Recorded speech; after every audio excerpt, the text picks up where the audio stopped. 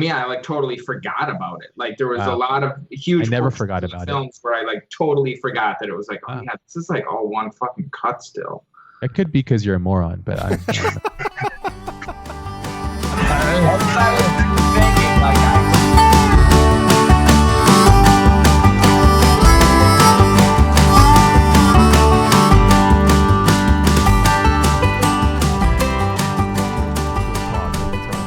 So welcome to the podcast, everybody. Welcome to the podcast. Turn this podcast off right now and go to the Collective Podcast. You're welcome. No, Collective Podcast, I've heard it's good, but the ratings are pretty low, so I don't know. Yeah. They're low. Is anyone still listening to it? YouTube. The only people who are allowed to listen to it are the ones that have the original iPod because it's so old. They have the iPod and have to download it and put it in the thing, the USB 1, and yeah, it's awesome. I like that it's on Spotify. Oh, is it? Andrew must have ported it over because everybody complained about it for years, and I was like, it's on Spotify. Because I told Andrew to do it. Where's my residue? Oh yeah, how's Andrew? Well, how do you think? No, I haven't talked He's to got him. only 2 limbs left. He's on. He's using Social Security. I don't know how he's doing it, but he's got 2 limbs left. Yeah, no. For anyone who's wondering who's Andrew Horlick. Yeah, Andrew's basically the. Wait, did you start the thing? Yeah, it's already going. Oh, okay. Should have been hours ago because I was dropping gems, but. I know, but I had to set it up. I haven't had 2 guests at once in a while, so. Yeah. I really hope you show the audience what we're seeing on your screen because that'd be awesome. Is it copyright? Is he copyright? He's literally. No, I can show it. Yeah, me too. Because you only have a. Take a picture of this. No, don't do that. Do it. Hey. Oh, I already have a picture. Oh no. Yes, that's right. Boom. You got owned. Busted. You got Chase busted. true colors. Yeah, you got busted. Yeah, I was supposed to be alone in the room, social distancing, and you just exposed this me. Picture? I've seen it so many times in different things. What is it? My wife keeps sending it to me. I don't know why. Where did it start? It started with something like Donald Trump, go coronavirus, click the link, and you click the link. Yeah. My friend, I had friends that legitimately iced me. I was like, because they would send me links like, oh, it's in San Diego. I'm like, what? Oh. Then I disappear from the reality for about 3 hours. I'm like, yeah. and then you come back and your hand is like super pumped. Whoa, dude. Whoa. Too far, right, Mike? Too far? Dude. Come on. Hey, dude. Easy, well, bro. first of all, take off that mask, all right? Nope. Mask ain't on. Told you that if you say the magic words, it'll come off. Also, show social distance. I'm Corona Joe, okay? So chill out. Have you guys been I mean, I think this thing doesn't affect us as much because we're already incels, basically.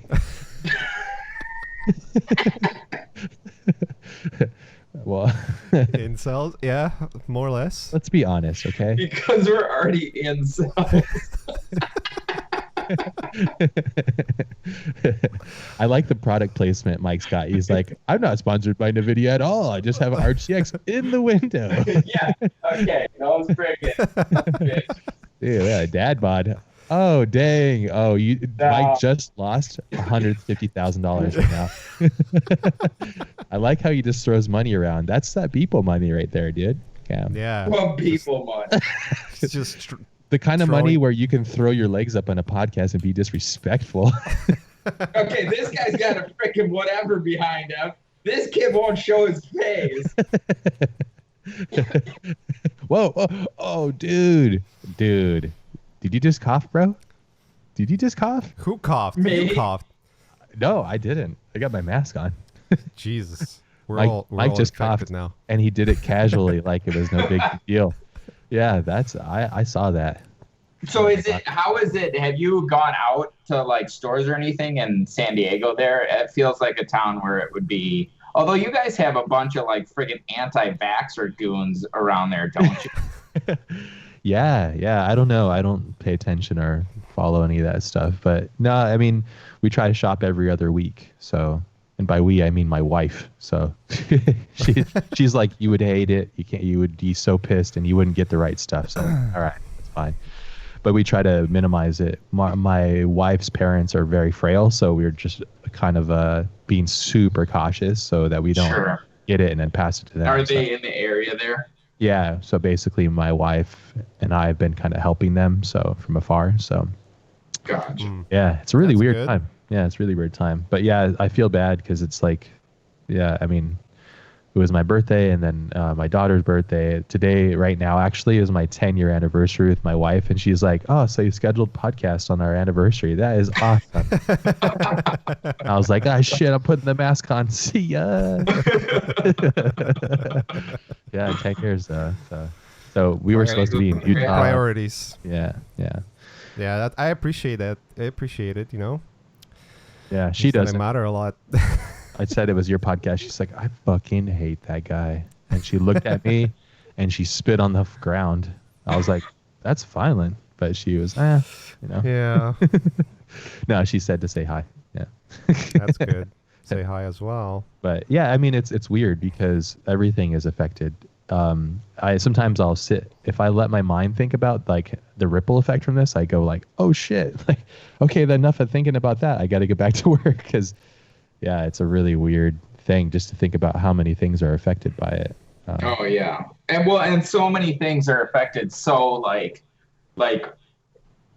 opposite and like so disproportionate, and like this way is affected like this. Like I just read or 2 days ago, I read an article about how this is like in Africa, this is going to lead to like huge food shortages, and there's going to be like 150 million people more that are like without food. And then yesterday I read that we're just like destroying massive amounts of food is being wasted. Like they're just like euthanizing pigs because they don't have like any workers at the slaughterhouse to like actually process the meat. Tons of like we're pouring out thousands of gallons of milk because we don't have like any like thing. So it's just like, dude, we should have milk party. So why are they throwing it away? Just put it in pools and we could all jump in and have like spring break Corona milk parties. Yeah. Who's Yeah, on board with that? didn't I should be read going for exactly president. by the Don't you milk. guys think? I could be Yeah, Corona you have all Joe. the good ideas. Corona Joe for milk party 2020. That could be. You have all the great ideas. Oh, dude, the only reason I ask is I know Mike, same with Maciej. You guys are both. I legitimately don't pay attention to any news ever, because it drives me bonkers. Because I feel like I'm like the equivalent of being in the back seat of like a old family station wagon, and then all the people in the car are complete dipshits, and the person driving it has no head. And everybody around them is pushing the wheels and the buttons, and I just feel like so I'd rather be like ignorant to it and just go like, oh, pretty pictures, pixels, yeah, let's make the pixels nicer. So Yeah, it's definitely it's the questionable decisions I feel like have ramped up, and it's just so everything is just so politicized now. Like things that are just like, how is this like become a political thing, are now like a political thing where it's just like, this is like a pretty black and white thing. Like this has nothing to do with politics, and it's like, nope, I think this, go fuck yourself. Like it's oh, who's that? that's America. This was both sides of America. So it's definitely been, interesting. But I think like, You don't believe in conspiracies? Let's talk conspiracies. Yeah. no, not conspiracies. Just like things like say like the hydrochloroquine thing, where it's just like there's this drug that it was just like, oh, maybe this drug will work, and so Malaria drug, yeah. a malaria drug, and the Yeah. right side just like super latched on to like this drug, and the Democrats don't want this drug to work, and this drug's a freaking miracle drug. And it's like, no, it might work. Like we just don't know yet. Yeah. And then and they just kept like Trump kept Oh my saying it, God. Fox kept saying it, and then it was like, oh, it didn't work. And then it just Sorry, it got so boring all of a sudden. okay, this guy. Okay, let's hear this guy. Yeah, entertain us, dickwad. Well, what's in Maciej's world? Let's hear about What's in Maciej's. Maciej's? I have a question. I have a He has legit bent neck, proper. You know, it's gray hair. That's what's going on in this world. Bent neck, kind of gray weird hairs. because Beeple, we just had a podcast like a week ago, That's and then you were true. like, I want to do a podcast with Ash. That's I right. miss him. Here's Daddy, everybody. I didn't think it was gonna happen a week later. I thought this was more of like a 4 months from now, 6 months from now thing. Yeah. He's like, I freaking hate that guy. Yeah, I mean, honestly, I don't pay attention to politics either. It's just like it bores me to the gills. I feel like that's the cool thing, and I feel like that's kind of like a somewhat privileged Yeah. view. You're Like, lazy. I'm just in my art world, or it's just. What if it's the other way around, where it's not He does that spin like- a lot too. Yeah. no. Now, what if it's the other way around with what? Well, paying attention is cool, you know, because I didn't do Do you do think that paying extra attention work to the news is because I was watching news. But do you think paying attention to the news is seen as cool in the art world? I don't know. I think you're the only because artist I know that is. You know the answer to that.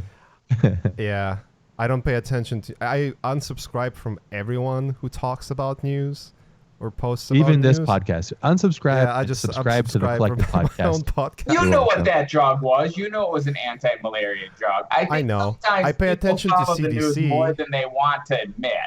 Yeah. That it's I like, pay- I mean, my Okay, kid- hold This on. dude's like, always sending me shit, links. You know what's going on. He's like, oh, like I have it over there. Oh. I'm like, dude, I don't care. And then he sends me a TikTok video. I'm like, okay, you redeemed yourself. Some dude like hitting himself with a skateboard or something. Hey, you enjoyed those though. I see your reaction. 1 out of the 100 links. I don't hide it. To get a good Come on. chuckle. Like, ha, ha, ha, ha. Yeah, your chuckle. I get like, But yeah, okay. Well, entertain us, Maciej. Mike, let's have Entertain us. let's have 30 minutes Pressure. of silence and let's let holy Maciej. crap. Yeah, that's Mike, Here's come the on. problem. Starting now.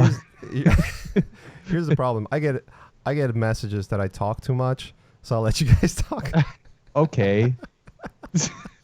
So what's going on with Ash's world? Maciej's world? Yeah, what's going on with Ash's world? Yeah, man? we already know what's going on over there.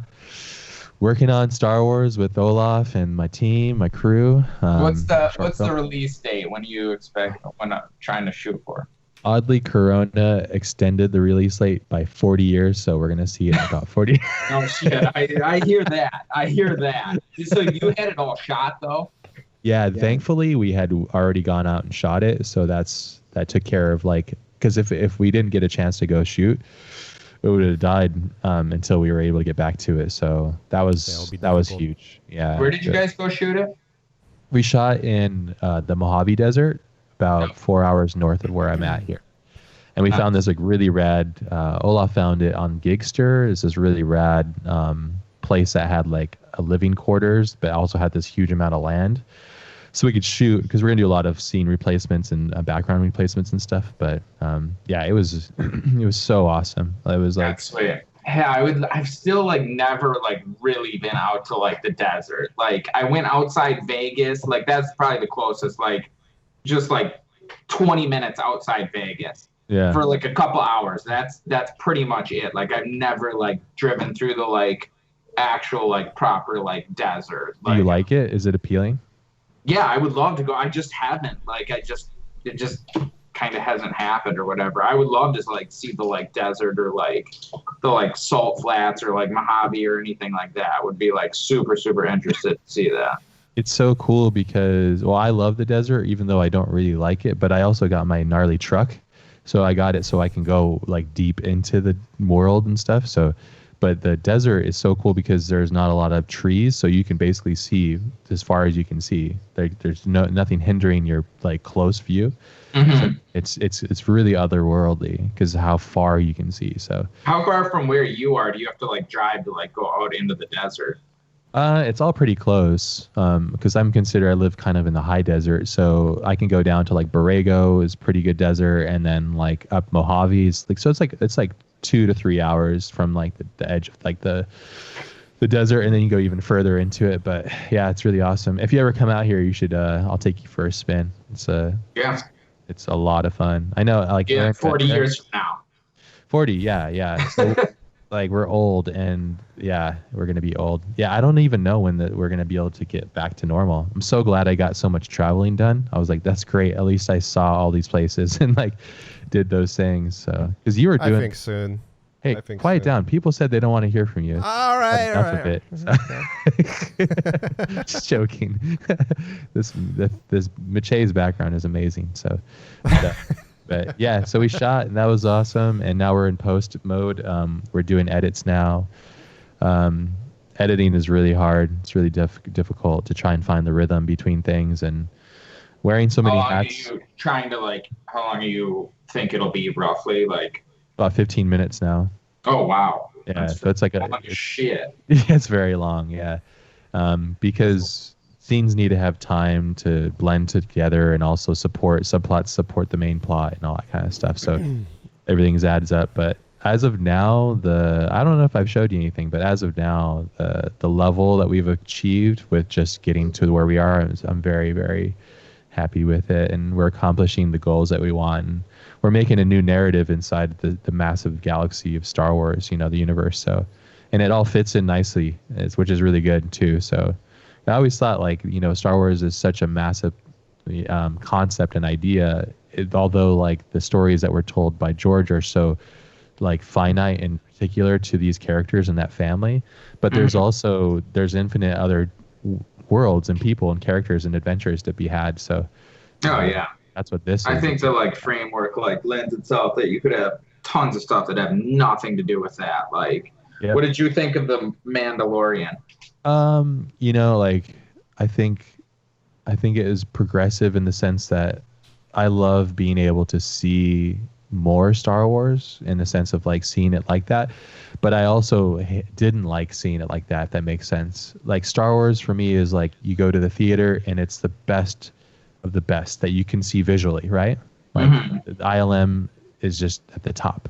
So when you see it, so when I saw that, I was like, the spaceship is missing the nuance, and like my visual brain was like breaking a lot. And then the story, I was like, yeah, cool. Like I don't know. I don't think it was personally designed for me personally. So I'm not saying it's bad. It just wasn't for me. Did you work on it, Maciej? No. He did the whole thing. It's all. That's why He's the baby Yoda. He is baby Yoda. The baby Yoda. He's like, hey guys, I got an idea. Let's do the baby Yoda. Yeah, I just know. If he's on set, that's the voice he uses. I just brought a potato. It's like, that's baby Yoda. It's like, oh my God, it's the best idea ever. You should put yourself down. Be nice, Maciej. Sheesh. Have some respect for yourself. I thought like. Hey, what do you think of it? I don't know. I don't like. You got mad at me that I didn't like it though. What's up? Mike gets mad at me. He'll send me a text like, "Oh, this is the best." Oh, and I'm like, "Yeah, I don't really like it." It was the best.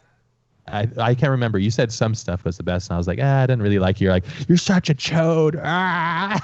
And then I'm here for you. What was that? I do remember saying that. I don't know what. You told me to watch Mandy. I didn't watch Mandy.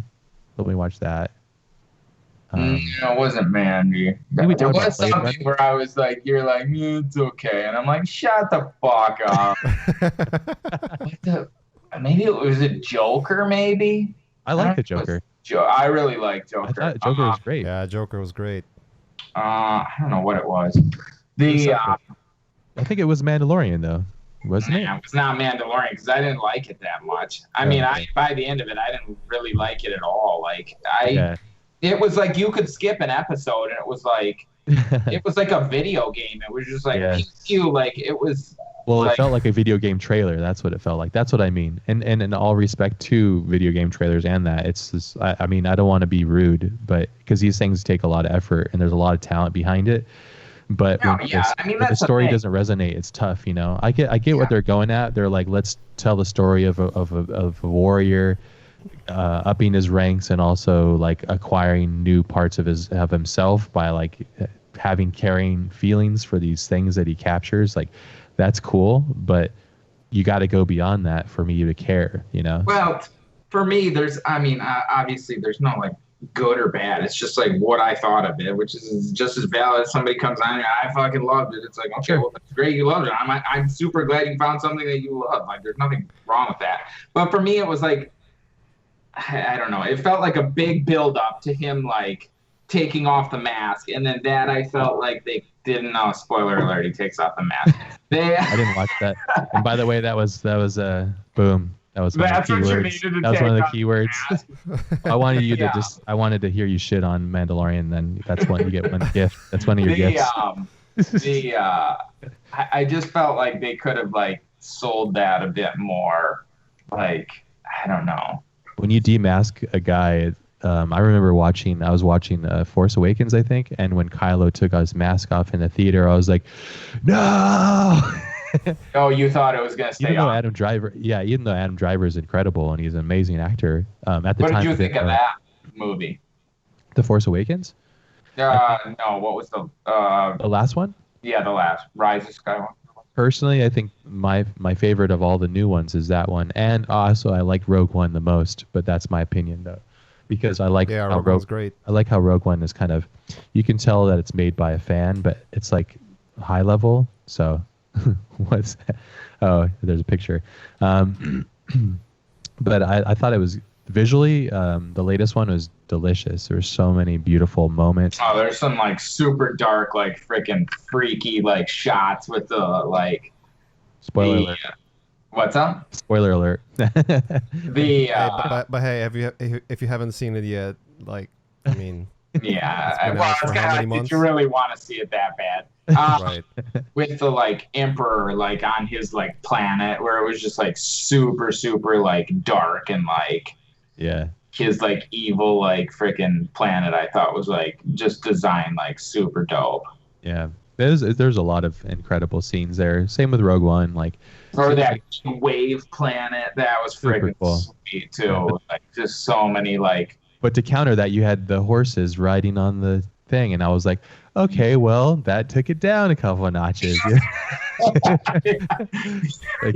But I think you have to agree with that. It was just kind of like, that seems weird. I don't. I was in the theater. I was like, oh, cringe face.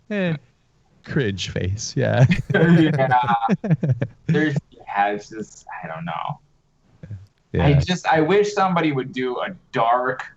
I hope my hope for your thing is that it's a dark take on Star Wars. That it's just Game of Thrones. I want Game of Thrones meets Star Wars. That's what I want. I want Game of Thrones in the Star Wars universe, like a dark story that has that. And that's what I thought Mandalorian. That's why I was a little disappointed with Mandalorian. I thought it was more like that. I thought it was more of like almost no action and just more of like a emotional like drama about this bounty hunter or whatever, with like more character driven, more like story driven. And then it was like, wow, it's like the opposite of that. It's like an action movie, fucking Fast and the Furious set in the Star Wars universe. Pew pew pew pew pew. Yeah.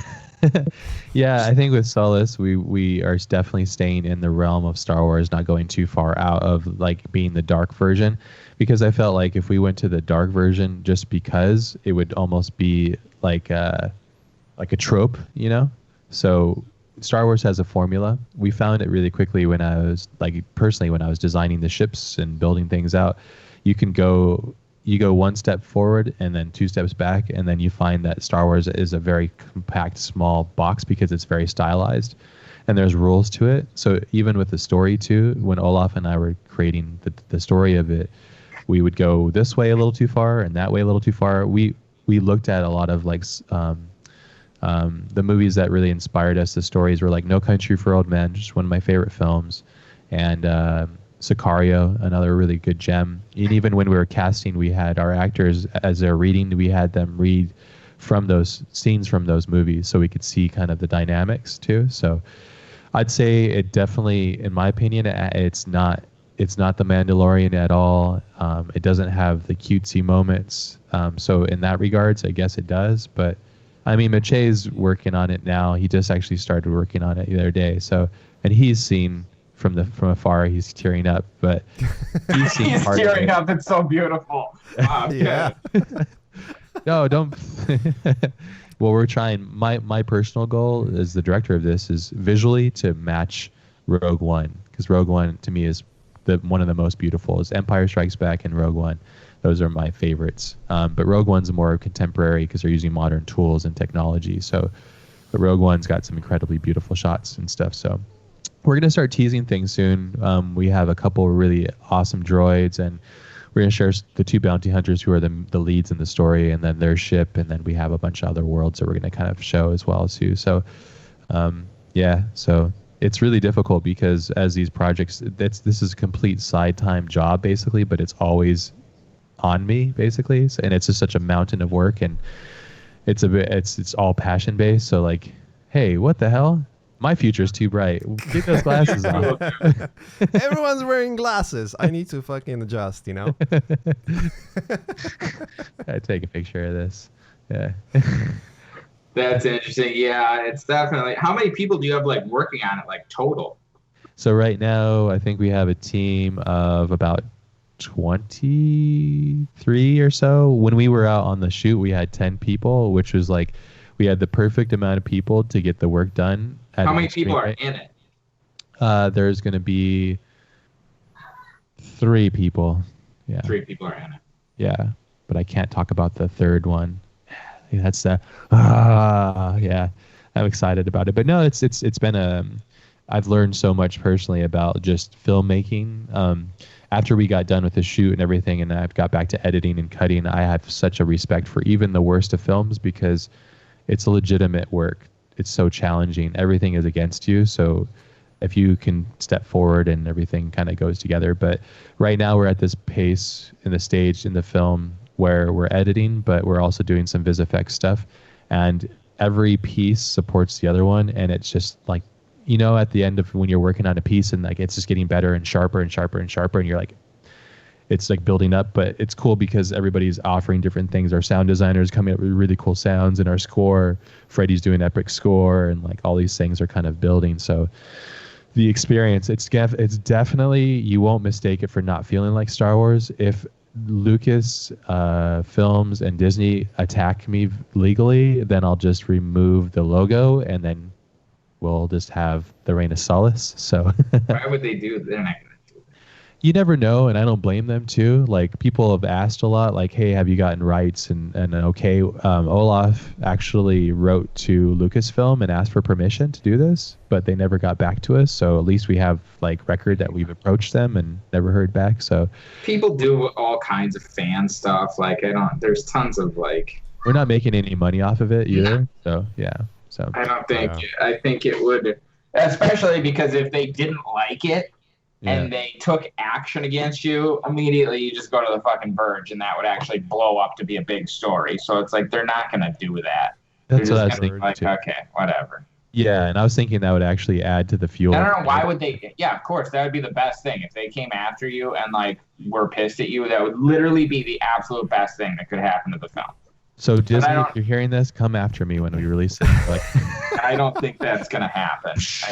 I think it's. Well, Disney is hurting now, right? I mean, with all the parks closed, Yeah. Well, I mean, it's not good. As an empire, they're massive. So, I think every industry is. Thanks for bringing it back to a sad point, Maciej. Appreciate it. But yeah, anyway, Star Wars is awesome. I love my team. A group of amazing friends. Our actors are incredible. Wait, how does it? I feel like I met that Olaf. He's from Canada, right? Yeah, Calgary. Mm-hmm. I met him at. I think I met him at FITC. Yeah, or like one of those. There's another one that they do. They do a lot of different talks, but there's another one that they do. I've only been to Ozfest or something like that, or I don't know. I think I met him at FITC like years ago, but I'm not sure I've like seen him since then. Yeah. How did you get hooked up with him on this? So Olaf, I think originally when I met him, he was a student of Learn Squared, and then I saw his work, and I was like, "This is really cool." And I knew he was a Star Wars fan. I had gone out to Mojave with my buddy Toros and Graham. We had gone on a camping trip out there, and a photo trip, and it was like so epic. And I remember sitting there. It's another world, like when you're sitting there and there's nobody around you, because they had gone off and were taking photos and stuff, and I was by myself, and you literally have what feels like the entire world to yourself. So you're just looking there, and it's incredible. And I was thinking, how cool would it be if like a TIE fighter went like flying through here? I was like, so that was the original kind of muse for that. And then I came home, and then I was like, oh, this would be cool. And I started putting the pieces together of like, I can maybe make like a fan film kind of thing or a test. And then I knew Olaf was really into Star Wars as well. And I reached out to him. I was like, hey, you interested in doing this? And he's been developing his own feature film called Hello World for a while. So I knew that he knew how films worked, and he was also a big Star Wars fan. And then we kind of went off from there. And then it was like, oh, let's just make like this 20-second thing, and that's like make a story. And then all into a 20-minute movie. Yeah, all of a sudden we're like $20,000 in debt, and we're out in the desert filming. So it's, but it's all. I think these things are. I use it as an example. It's like, I'm to the big picture. I'm nobody, and Disney and Hollywood don't know who I am, nor do they care, because they can't see me anything other than like this person that helps on films. So by doing this personally, it's like a move towards a direction that I would like to go, which is being able to show people that I can direct, I can tell stories, that I can build teams, and I can make something special. And using Star Wars as a thing of love, and like I really love it, it's kind of all working out. So it's kind of this, yeah. It's Nice. it's a really massive though. So but it's a lot of fun. It's easily the most complicated thing that I've ever approached. No, dude, I cannot even imagine. Like, The logistics are insane. oh, just yeah. I almost lost my hair, like everything. Like when we were, because Olaf and I produced it What too. hair? Yeah, my butt hair. My butt hair almost fell off. So yeah. And then did Maciej tell you that every month I send him a jar of my hair, and I tell him to pick out each one, make a video vlog, and guess what part of my body it came from. Yeah, I have a. We're tight, yo. We're tight. pedestal with I have like a like a display, and I'm adding it to my collection every month. You went too far, bro. That was a joke. But Wait, what? Huh? got roasted. Whose hair is that? What's up with the shades, by the way? Right? What's up with the shades? I'm waiting for the magical words. The shades come off. All right. But yeah, so that's that. But yeah, what are the other pieces that gonna come off if we say magical words? there could be something could come out of my butt. I don't know. It could be a toy. It could be a vibrator. It could be a race car. It could be a micro machine. It could be a micro machine. It could be a Matchbox car. Make those. Hey, is this going to mess up your ratings? I don't know. I think people are going to be like, I can't believe I listened to this. Or you're going to be really I'm gonna list it as R. Yeah, list it as R. Whatever. Not for kids. Yeah, for kids, Not dude. for kids. This is not the Mandalorian. So this is not the Mandalorian you're looking for. So, but yeah. No, so, the more we talk about Mandalorian, so I can actually put title, 3 artists react to Mandalorian and get millions of views. yeah. Yeah, let's talk about that. Yeah. So you can get. So what was that? What's a good movie you've seen, or a good? Actually, what's a good series? Both of you. We're kind of between series right now. Have you been watching Westworld? Did you watch Westworld at all? I can't Nope. fucks with that shit. What? Okay, that's okay. That's what I'm saying. That's Fuck what. That's you. yeah. Did you watch the first 2 seasons of Westworld? Dude. The last episode of the first season, I was like, fuck this show, man. I got up and I told my wife, I said, what in the hell is going on here? Yeah. Wait, the last episode of the first season? Dude, they went fucking full like Matrix Dodoville, dude. With all the guns, you go, and Mortal Kombat soundtrack came on. Might as well. It was just. You ever seen like? Last Never seen? season I felt like was super dope too. It's just a I like visual. the last one. Did you watch it, Maciej? No, I haven't tried it yet. I mean, I've heard it's good, but then I heard from some people it's not good, so I don't know. Okay, well, cares? what did Just you watch it. like? Besides The Office. Me? I love The Office. That's it. No, but I will be It's honest. just Like, so funny because I feel like you are the most like fucking I put my fucking nose up at this, but yet you love The Office. I feel like What are you that is talking the, about? The like, Office is a masterpiece, dude. The Office. but I feel like it's very lowbrow. It's a That's very what's great like, about it. The Office season 1 to like 4, you can't touch it. It's perfect. It's a perfection. That's my opinion. Like I watch that show every night before I go to bed. It's in my ear most likely, or a tutorial. It's either that or that. So I heard that Netflix is dropping them, and then I was like, no. And then iTunes was like, here we go, and I just bought it off iTunes. I was like, okay, perfect. So when Netflix drops it, but to Westworld though, like Westworld has some legitimately brilliant things in it. But I feel like it's just wrapped in a bunch of fucking doggy duties, and it ruins it for me, dude. It drives me bonkers. okay, man. so what's your something good? So let's talk about Westworld a little bit more. So not joking. No, so Better Call Saul is an amazing show. Just Yeah, it's Okay, good. I didn't watch. really, it's really. I didn't watch really Breaking Bad. Okay. Well, I feel like Breaking Bad's really, really good. I feel like Better Call Saul is almost better than Breaking Bad in a sense where it doesn't go the superhero route, because the ending of if you watch it, you'll know what I'm talking about. But Better Call Yeah. Saul has these really unique Isn't characters. it? Don't you have to have seen Breaking Bad for it to No. make sense? No. I don't think so. It's completely its own thing. I'd highly suggest watching it because it's all about characters, and they're really well written. So and really well acted and really well shot, and it's like, yeah, Yeah. great show. It's very much like if you watch the Breaking Bad and then you watch Better Call Saul, you're gonna have moments where like, oh yeah, I remember this. Oh, I remember that. But those are not significant moments in the storyline. Yeah. They're more of like a homage to the original series or the previous series. You know, Yeah. God, it's very very standalone. Yeah. Is it about It's drugs probably, though?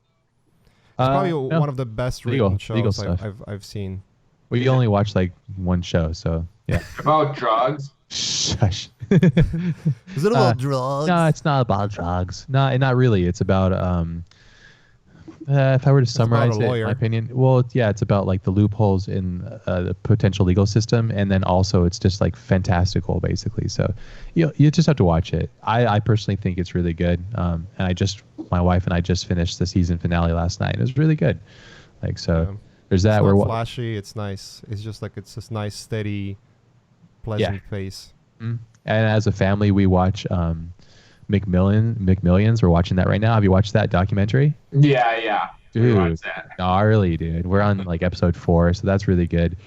We have this ritual in our house too, where we watch two. Like one of the shows is like total just goofball garbage, but we like it because it's silly. We watch Family Feud with Steve Harvey. Wait, we get down. Feud? We get down with that Family Feud. Like, Yeah, dude. We get down with that Family Feud. Yeah. And it's funny. We watch it usually when we're eating dinner or hanging out. So that's one. And then we watch Survivor. I'm addicted to that. oh my God, that's hilarious. Wait, so Watch you've Survivor? seen a bunch of episodes of Survivor? Tons, dude. That Like since 10, when? 10 years of it, basically. Okay, so that's funny because I actually, when Survivor first came out, like in which I You believe were on it? 2000, 2001, 2002. Like I really like that, and I really like this. That was like one of the like very first like reality shows, you know. But I mean, besides like Real World or something like that. But when those became like started becoming big, and just the idea of like pitting these strangers, I thought. But then it was like it like never changed. It was Never just changed. like, That's what's cool about it. it's like so formulaic. Like to But like it's so variable, though. The thing that's variable is the people are different every time, and their approach is different, and you really never know. They do such a good job of editing. they do a great job of editing, but I feel Editing like is they do insane. too good a job where it's just like, okay, that's not how they said it, and they're all Totally like, true. they're all also kind of half acting to try and parlay this into like a fucking, you know. Well, the producers there are coaxing it out of them too. Yeah, and they so drive the show. like every interaction is like super dramatized, where it's like, okay, he cut the banana like different, like you don't need to like blow up like that. And so it's like, to me, it became over the top, where it's just like, okay, I can't watch. Well, I think there's reality there. Out about this thing and like, oh, I'm so pissed. There's definitely characters and moments that are genuine, you can tell or not, because I already know, because I know how film production works. I'm like, there's camera guys all over this place. They're not alone. So, but they do such a good job of making you feel like they are. So it's a masterfully well produced and managed show. And I also liked it at the beginning. It was a little bit more on the actual, like, I don't know how it is now. I'm guessing it's not like that. It was a little bit more on the actual survival side. Like, they were losing massive amounts of weight on the show. Like, yeah, they don't do that like as much. They really had to like actually survive like the first 1 or 2 seasons. Okay, yeah, it's not like that anymore. Yeah. No. I mean, I think it is, but like they have a lot of reward challenges and rice and stuff. I think it's. Oh yeah, you could go on there and gain weight. It's like, oh man, I'm on Survivor. Gained like fucking 30 pounds. That'd be the irony, but so those are like, because I have lots of guilty pleasure things. Like I love like the movie Puss in Boots. Like I love that film. Yeah. Lego Movie, I love it. I like it. Lego Movie is great. Yeah. Iron Giant. I love Iron Giant. So like I'm trying to clear the air here. I'm not a highbrow artsy guy. It's just like when you come to me with that stuff, I'm like, get out of here, you know? Like it's like mumbo jumbo, you know? I will say I feel like you do have somewhat eclectic taste, because you do like I would say like Family Feud in particular is probably the dumbest fucking show on TV. It's a family thing. I think because my wife and my daughter, we have such different interests. We're completely different people almost, but similar. So that's the one thing. It's like so baseline that it can bring us together. That's why those shows are successful, I think, because... Okay, so do you have any other suggestions besides fucking Family Feud and fucking Puss in Boots? Puss in Family, dude. That's a new show. It's on What's Pornhub. Maciej? What are you watching right now? What's the last show you watched? Not recommendations. What is the actual last show? Not Wreck-It Ralph, the reality show. Wreck-It Ralph. Ash, what was that show on Netflix? No, the last... No, hold on. I'm bad with night. names. No, shut the fuck up. I'm asking Ash. Oh, sizzle. What was that comedy show? It was like over the top weird. Dude. It was so it was the guy Ricky Gervais. Glad you get out. Like the other one. It starts with the skit when they're sitting in the coffee shop and then doing interview, and then he walks that out. show's so weird. Yeah, that show. I forget the name of that one. Yeah, like you're like glad you're here or something like that, or it's all like really weird skits basically. That was funny. Also, the actual An show Idiot that Abroad is, we both love that show, An Idiot Abroad. Oh yeah, that was fun. That's pretty old already. It's very old, but it's still funny. Yeah, it's. You never seen that? I never seen it. Ricky Gervais's friend, he's a comedian as well, but they put him on all these like random weird shit to go do, and like his reactions to things are just Perkington or whatever his name is. Yeah, something like that. Yeah, so spot on. I'm trying to think of like a serious movie that I saw that was like, that's fucking great. I'm watching a movie. I'm more looking for like shows? A series. I started watching the series. My wife had to dip out from it. It's just too heavy. It was called Unbelievable on Netflix. No, ooh, it's heavy. Be ready for it. It's heavy. It kind of loses its fire. We started watching that Stephen King series. What's it called? It's the new one on HBO. Crap. Let me find the name of it. Is that the name of the show? Crap. Yeah, King. HBO. But Beeple, to your question, the one that I watched recently, The Outsider. Remember Shut up, Maciej. It's called The Outsider. You're welcome. So this, take your shades off, man. No way, bro. I can't see the screen very well because it's polarized and it's like all like woo woo woo. It's like Are you trying to be crystal? No, actually not. That's it. You're getting Corona dough back. That's how you see back. That's very good show.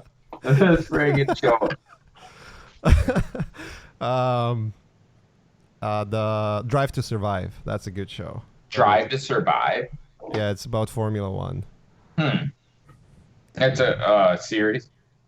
Yeah, they made like second season. Basically, they follow. I mean, they're not gonna make the next season because everything is fucking canceled. Yeah. So obviously they have to postpone. Oh, I watched Tiger King too. That was horrible. Basically, here's a summary. It's a bunch of wacko. Seen it. I don't think you have to heads. summarize it. Everybody's seen it. Yeah, it's a bunch of wacko meth heads that abuse animals. It's horrible. Did you watch the follow-up episode? No, there's a follow-up episode. They made like a follow-up episode that they just released like a week ago or 2 weeks ago or something like that, where they just kind of like interviewed all the people now. Oh, have you seen it, Maciej? No, I stopped watching the show after like third episode. If you haven't seen it, fast. Those are Mike's neighbors, by the way. I'm just gonna put that out there. Mike lives right next to them. Yeah. And also, Mike is related to Theo Vaughn, but let's keep going. It's not very, yeah, it's very, I feel like after that follow-up episode, they really tried to paint him in like, kind of like you didn't totally hate him. Damage control, basically. Legal damage control. Yeah, I think they wanted him to come off as like more of like an anti-hero, and then it's like when you hear it directly from these people, it's like, whoa, like this guy's not like an anti-hero. He was just like a complete fucking like piece of total shit. Yeah. Like abusing animals way worse than they showed in the like documentary. Like way worse. Yeah. Yeah, it's just weird that people like that exist. After I watched that show, I felt like I took a bath in a bunch of loogies.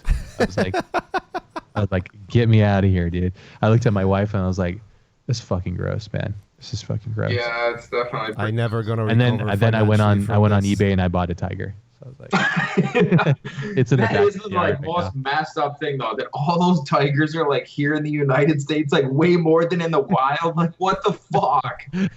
It's all ego based. It's really weird, man. We're never meant to have that. That's so weird. It's just really weird. But yeah. And then there's like no laws around it either. It's super weird too. That it's just kind of like because it's so bizarre. They're like, wait, you need a law for that? What's happening? Yeah, it's so like. Aren't there laws for it right now? There should be. That show. I thought that's what that lady was trying to get past. That there aren't really laws. So what's the take on her? Because she's legitimately him, but she's not gay and does country music. But she's pretty much the same thing. I'm not calling him gay. He's literally gay. So don't light me up on social. The theory is she allegedly killed her husband, right? Yeah, she fed him to the tigers. But I mean, who knows, right? Yeah. So, yeah. Yeah. But it's all crazy people. I mean, come on, it's all crazy people. Yeah, it was definitely a crazy story. Math does a lot of stuff, so yeah, I would imagine. But yeah, I mean, it's very entertaining, but in the worst of ways too. So I feel like everybody needed. It would be interesting to see if that would have been so popular had we not been in quarantine. Like I feel like everybody needed like this escape to be like, well, that's not my life. My life's looking pretty good right now. That's a good point. There's also like motherfucker like. I never watched it, but there's that Bird Box movie that went like crazy. Remember, I didn't watch it, but people were going nuts for that. That wasn't during quarantine, so things do go massive. But yeah, I think that's a perfect point to the zeitgeist of the minds of people in America. That was like a good escape to be like, okay, at least I'm not Joe Exotic. Okay, we're okay here, you know. So we've got that. We've established a baseline. It's either that or it turned people going like, maybe I should get a tiger, you know, like, and laws should definitely be in place. So, and I started watching. I like true crime stuff. I started watching a show called I'm a Murderer. Have you seen that one on Netflix? I don't really like that stuff, to be honest. It's too like. It's heavy, dude. It's so heavy. I know. Like I don't like. I think a lot of people find the like news to be heavy. I find that shit to be heavy because it's like, okay, this is like a person really died in this shit, and now we're watching it for like. The news is the same. Yeah. Yeah, I totally see how you could say the news is the same. Like 100%. Very similar. Have you watched Chernobyl? Have you guys watched Chernobyl yet? That's one we were thinking about watching next because I heard that was very good. It's really Yeah, well I done. liked it. Everybody says it's like super, super good. So that's definitely at the top of the list. We watched a show called Sharp Objects too. Have you seen that? Is that the one about like Orange County like moms or something? No, not Orange County, but yeah, it's. I won't spoil it because it'll give too much away. But we thought that was good. Like It had, Reese Witherspoon and like stuff like something, or is she in it, it's got let's see, or not Reese Witherspoon? Amy Adams is in it. She's so Oh no, freaking good. that's not what I'm thinking of. She's super. Oh, good. I'm thinking of like Big Lies or something, or Little Lies or something. Oh yeah, Big Little. I know Lies. what you're talking about Yeah. now. I know we haven't seen that. How about Mindhunter? You seen Mindhunter? No, I've heard that was like super good too, though. Yeah, First season was pretty dope. yeah. I feel like haven't seen I the like the second one. second season more personally, but yeah. I'll check it out then. But yeah, I mean, anything that Fincher's attached to, I usually watch because I'm really interested in like his process of doing it. But yeah. But that's kind of the. I'm trying. Those are the shows that I can remember watching as of recent. And then I watch my garbage like car shows, just tons of just. They're fully like spoofy and silly, and I'm like, why am I watching this? But I'm like, I'm watching this because it's complete reset from everything else, So yeah. Well, I mean, if into Guilty cars pleasure. too, I guess. Yeah, just a little bit. Yeah. Car porn. Little bit. Check out this Oh yeah, speaking of, how that Batman thing? How did the Batmobile thing? How did you like that process or whatever? I can't really talk about because NDAs. So Okay. I'm really serious. What do you want me to talk do? about what? You can't. You're NDA'd whether you liked the process. Well, that would admit that I had worked on it, which I possibly did. Okay. It was really. You it shared was, a bunch of crap. I thought that was okay. yeah. All right, but, so but all I you did have it, to I do- did it like a lawyer. Okay, just go on YouTube. Just say allegedly, Yeah, and you're allegedly. fine. Okay, allegedly. Allegedly, I liked it. Allegedly, I designed it. Yeah. So. Yeah, no, it was epic. It was a dream come true. Allegedly. When is that movie coming out? 2,400 million years from now. Yeah, because I guess yeah. it was slated for 2021, but I think it got shifted by 4 or 6 months from its predicted because of Was it? Oh, so it wasn't supposed to be this Christmas. No, and it was crazy because you know how this works because you've worked on films. We've all worked on films, but you do the art, and like 3 years later, you're actually able to talk about it or show it, and by then you're like, well, yeah, I'm different now. Yeah. Yeah. So, When did you do that? Ooh, I allegedly worked on that like a year and a half maybe ago. Yeah. No, okay. Wow. That's not super long, but Well, yeah. by the time it comes out, it's going to be 2.5 or so years. Yeah, So, that's and true. I'm sitting Yeah. allegedly sitting on this gem, So I'm like, because only one person's able to really make that design, at least, So yeah, it was allegedly it was epic. So yeah, That's but it's pretty I feel like Batman's a franchise that swings like a pendulum. Some years we get a really great version of him, and then some years we get a really weird, janky version. So I feel like it's on the upswing because Matt Reeves, like when he did the last Planet of the Apes, War for the Planet of the Apes, I think, was like legitimately good. Like for how big that film is, I was like, it had all the pieces, and it's a massive film to achieve and accomplish. Did you see that movie? I didn't see the last two. I saw the first one, but everybody says they're like super, super good. I did not see the last two. Well, they might be building it up too much, but it got me emotional, especially towards the end. I have that's why when I was watching the Joe Exotic thing and all that stuff, that I got like emotional because I don't know what it is. I can watch humans get like beat up or like fail videos are my favorite, but like animals, I can't watch that. Like it bums me out. Videos I don't like watching animals get hurt and stuff. So, but yeah, like they did the CGI in that film. It was crazy because my wife is obviously familiar with what I do in films and stuff, and I'm always articulating, explaining it. When we got out of the theater, that one, she was like, how do they do a lot of that? It's like puppet things or makeup. And I'm like, no, that's all CGI. And she was like, that's insane. Like it legitimately fooled her. So I highly recommend it. And so that being said, I think that he's going to take, Matt's a very special director, I think, and he's going to take what we know of Batman and really kind of build it out. And I think it's going to be connected to some of the best literature comic-wise in it. I don't know because I never read the script. They actually kept everything locked away from me, which is cool. So I get to enjoy it completely blind. Because a lot of times I read the scripts for the movies. So then when I watch the movie, I'm like, oh, I remember reading all this stuff, you know? So now I can still be a fan in the theater, which is what I'm looking forward to. So, yeah. Oh, yeah, that's right. I was like, who's the thing, Robert Pattinson? Allegedly. Yeah, dude, Patterson's so awesome. I remember when Nolan had brought on who was the Joker? What was his name? The Joker for his movies. I'm trying to blank. I don't know why. Heath, yeah. And I remember going like, Heath, what the heck? And I was like, the Brokeback Mountain guy? And I was like, then I remembered Brokeback Mountain that's a legit good film though. Like I actually went back and just watched it fairly recently. I did not think it was that good. I remember thinking it was really good. I feel like when it came out, like the fact that it was like, oh, it's two gay guys, like that seemed like it was like a big deal. Yeah. And now it was just like, that kind of seems like that's like the whole thing. Whereas now that's not like. Yeah. Well, it's period, right? It's right? really like this seems. I don't know. It seemed much more just like. Because that's the zeitgeist. That's the stigma of it when it came out. That's a timely film because it came out when it was taboo. Now it's like most of the time for most people, myself included, I don't give a shit what you do with your sexuality. Yeah, of course. So it was just it didn't seem like it was like it seemed like more of like a epic groundbreaking story at the time, and when I just watched it just a few months ago, it was kind of like, okay, that seems very like, I don't know. This does not seem as good as I remember it. That was the theme off. That was it. I was waiting for you to admit that you love Brokeback Mountain, and that was it. But yeah, I haven't watched it in a while, and I definitely want to come back to watching it.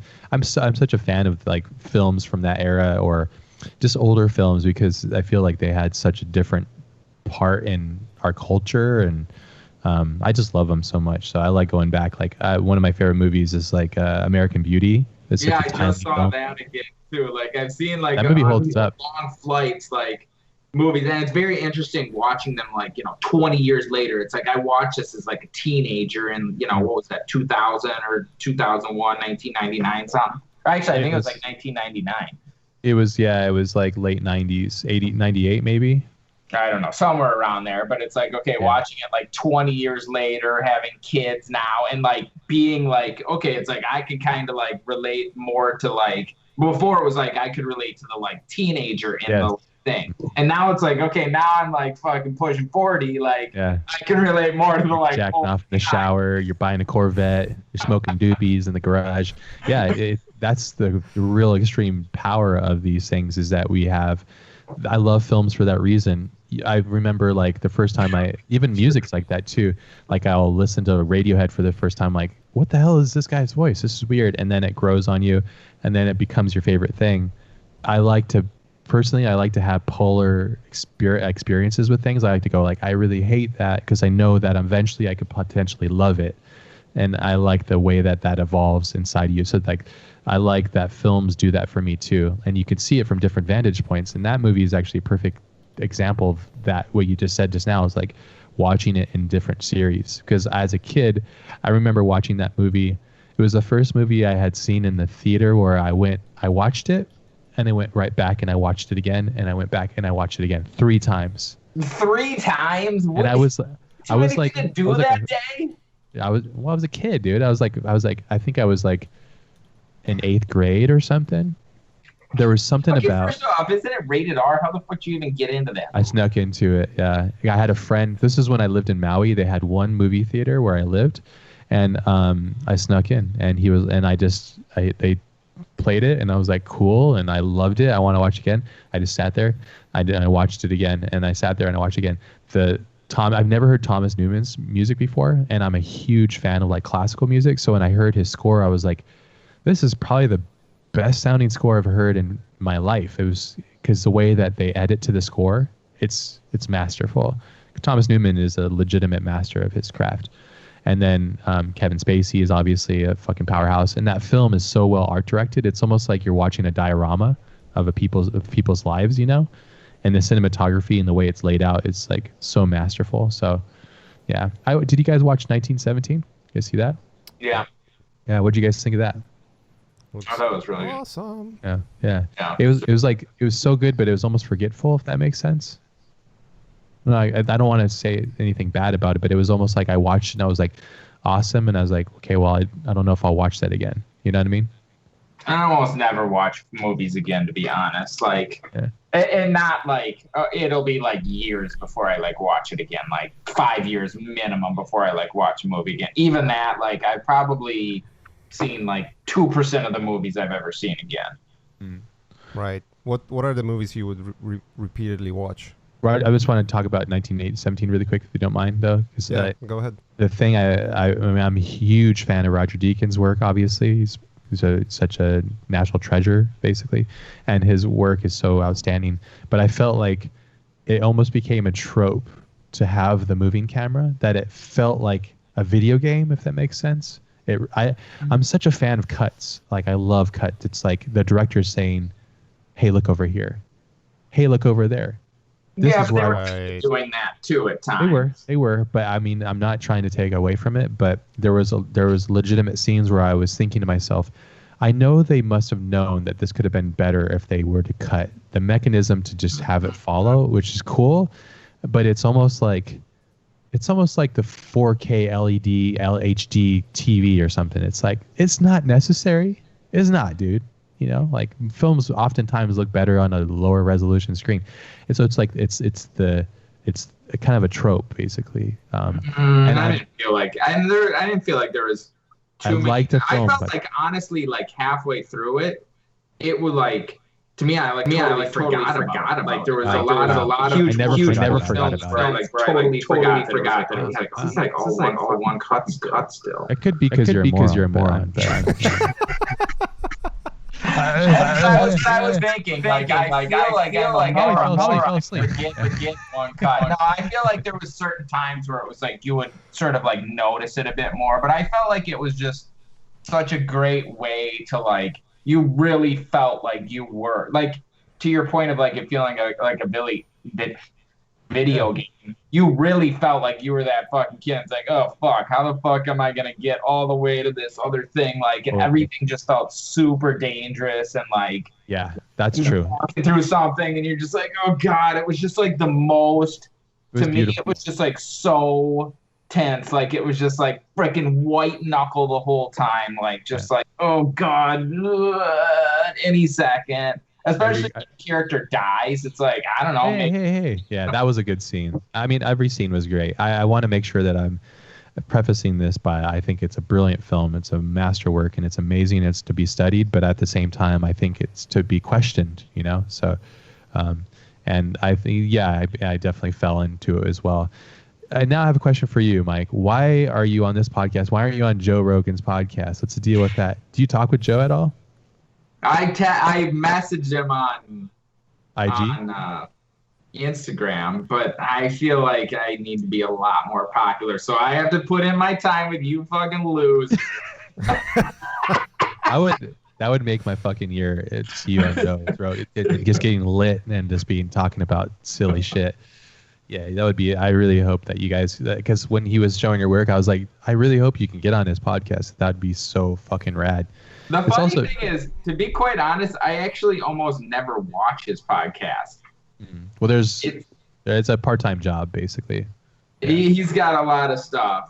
I tend, although everybody's like, oh, it's super freaking good, blah, blah, blah, but I think I tend to, I don't know, watch or listen to podcasts that are more like news based, like it's like analyzing what's going on in the news between like tech companies and like politics and stuff like that. Do you have a couple podcasts that you enjoy that you listen to through the day?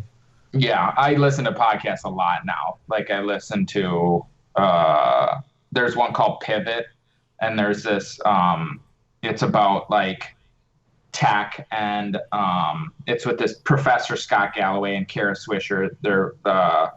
I've heard of that one. Yeah, it's super good. Like, and he's really funny and like super, like, you know, very some colorful ideas about things and very colorful language and stuff, and he walks the line with it being PC or whatever. But it's just like very interesting takes on like sort of the like power structures between, you know, tech and politics and media and society. And so it's like, I find that to be like super, super interesting. But yeah, I definitely listen to a lot of like podcasts, whereas before I would never I mean, I think that's a lot of people now, like podcasts are super popular. Yeah. But it's like I would listen to music all day, and now like during the day I almost never listen to music. Wonder why. Well, I mean, I guess it's because you're old now. So. Well, I just figured it out. I do the same. I don't know. Shit. It definitely just seems. I don't know. Do you listen to podcasts a lot more than you used to? I still do a lot of music, personally. I end up listening to podcasts or audiobooks when I walk my dog. We usually do about an hour or so cycle, so I'll listen to like an episode. But some I get like I've sent Maciej these links. Recently I don't know what my problem is. I get obsessed with watching like no narration. It's just people showing videos of people making food on like the streets of like Japan. It's just like a video of like somebody making awesome food. I can't watch things like I can't. Watch something it's just there, and I'm like working, and I'm like, oh, I can't do that. I'll just start watching it. Like I'll just focus it. I've only got one monitor. Like you have like TV monitor, right? It's a bigger monitor, but yeah, I just have one monitor. It's a TV. You have a TV. Right? No, it's a Dell monitor, but it's like a 43-inch monitor. What's the resolution of that Jammy Jam? 2560 or something? No, it's not super high because that's the thing. You jack it's 1920. No, it's like 4K. I think it's just 4K. See the TV in the back of your thing. It's the same thing. It's just over here. You just have a big TV. Yeah. Those are regular TVs. But that's the thing. That? If you have a big, super high resolution, then everything's super small, and you can't even like. Yeah, it's true. It doesn't even. There's no advantage. Yeah, it's actually true because I actually had to use my glasses almost the whole time since I got my 4K monitor. I have to wear glasses now. I'm like. Well, you're using Windows. I use both. You can make things bigger.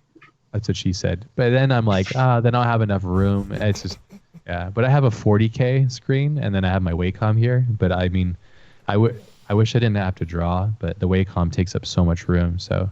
I gotta get one of those. I definitely like. Right, you don't use Wacom at all? Dude, you have such a massive following. With a mouse still. No, dude. Now in my everydays, I like draw like quite a bit, like drawing in blood and stuff like that, and like it's gotta get you linked up with Wacom, man. Like, I can just get one for like $200. It's like it's not like no, get the Cintiq. $20,000 or some shit. It's 21,000, by the way, and we're rich. It's just I've been lazy to like get it. Yeah, you should get a Cintiq though. You know, the one that you can draw and see. Yeah, that's what I was thinking, or that's what I'd like to get. The only thing is, like, I don't know. Dude, legitimately, you have such a massive following. I don't see, you could just leverage that and go and hit them up and be like, hey, I'll do an ad.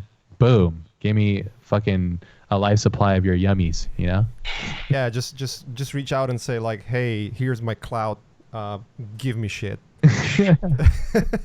But this has been an interesting topic that Maciej and I have been really talking about because not only because of the Corona thing, but just we as much as we like doing our client work, sometimes it's exhausting, and we also like to do our own things. Like Maciej loves doing his bro time, anime lovey times, and then I like doing my Lost Boy stuff. Sure what that even is, but.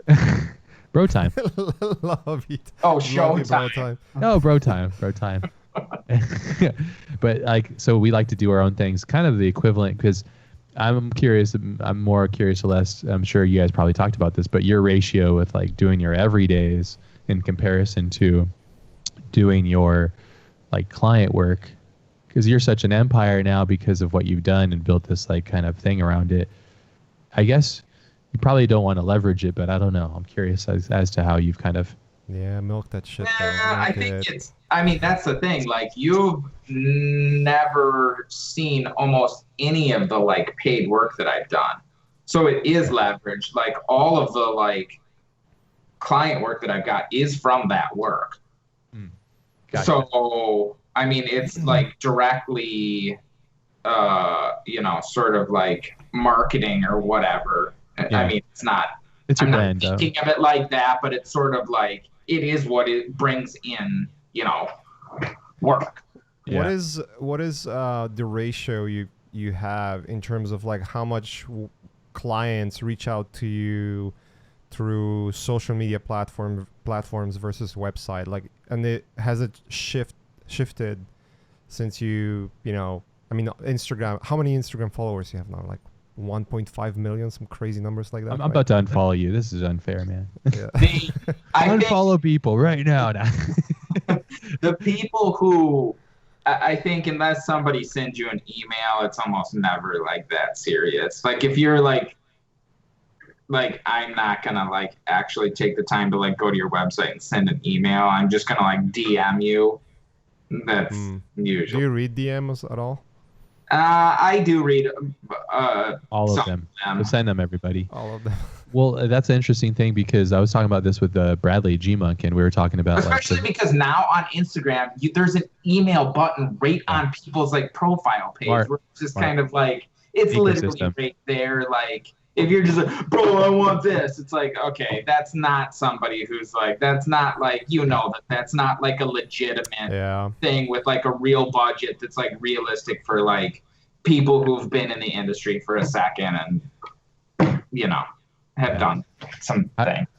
Yeah, reading people from afar on that level is really tricky because you never know what people want and how they get across to you and stuff. So, I think a lot of times it's like, this could be some kid in like India or whatever, like, do my thing, and it's like, okay, I don't. That's dang, that's racist. So news that out. Mike hates Indian kids, so it doesn't do work for them. So yeah, it's more just like the seriousness of somebody just DMing you. I mean, how many jobs have that turned into like big professional, fruitful like jobs would you say you've gotten over a DM? I got a few. Have you that were like that you knew the people, or they just cold DM'd you? I had a DM. You lying sack of shit. I had a DM from a guy who DM's dick mouth, right? Is that what it is? Yes, you got it. You got it correctly. Or duty mommy. You know what? Put the fucking mask and glasses back on. You're more intelligible when you had that on. I can't get it. Putting glasses, top glasses. What am I saying? I fucking lost my. What jobs that you got from DM? Oh yeah, so I had one of my podcast listeners to reach out through DMs with the thank you note first, and then he wrote something along the lines where he was listening to a podcast and it got him inspired to try doing art. No, I'm being serious. No, and Ash isn't. I know.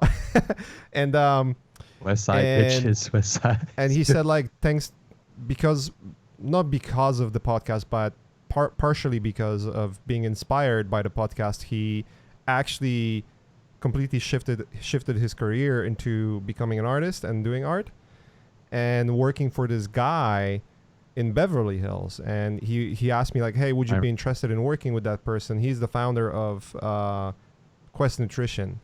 I'm like, all right. Well, thanks. Also Brazzers too. He also started Brazzers. Sounds very familiar. Quest Nutrition. Yeah. And I ended up working with the guy. I ended up working with Tom Bilyeu, and that was fun. We worked for like a couple of months. That was a big project, actually.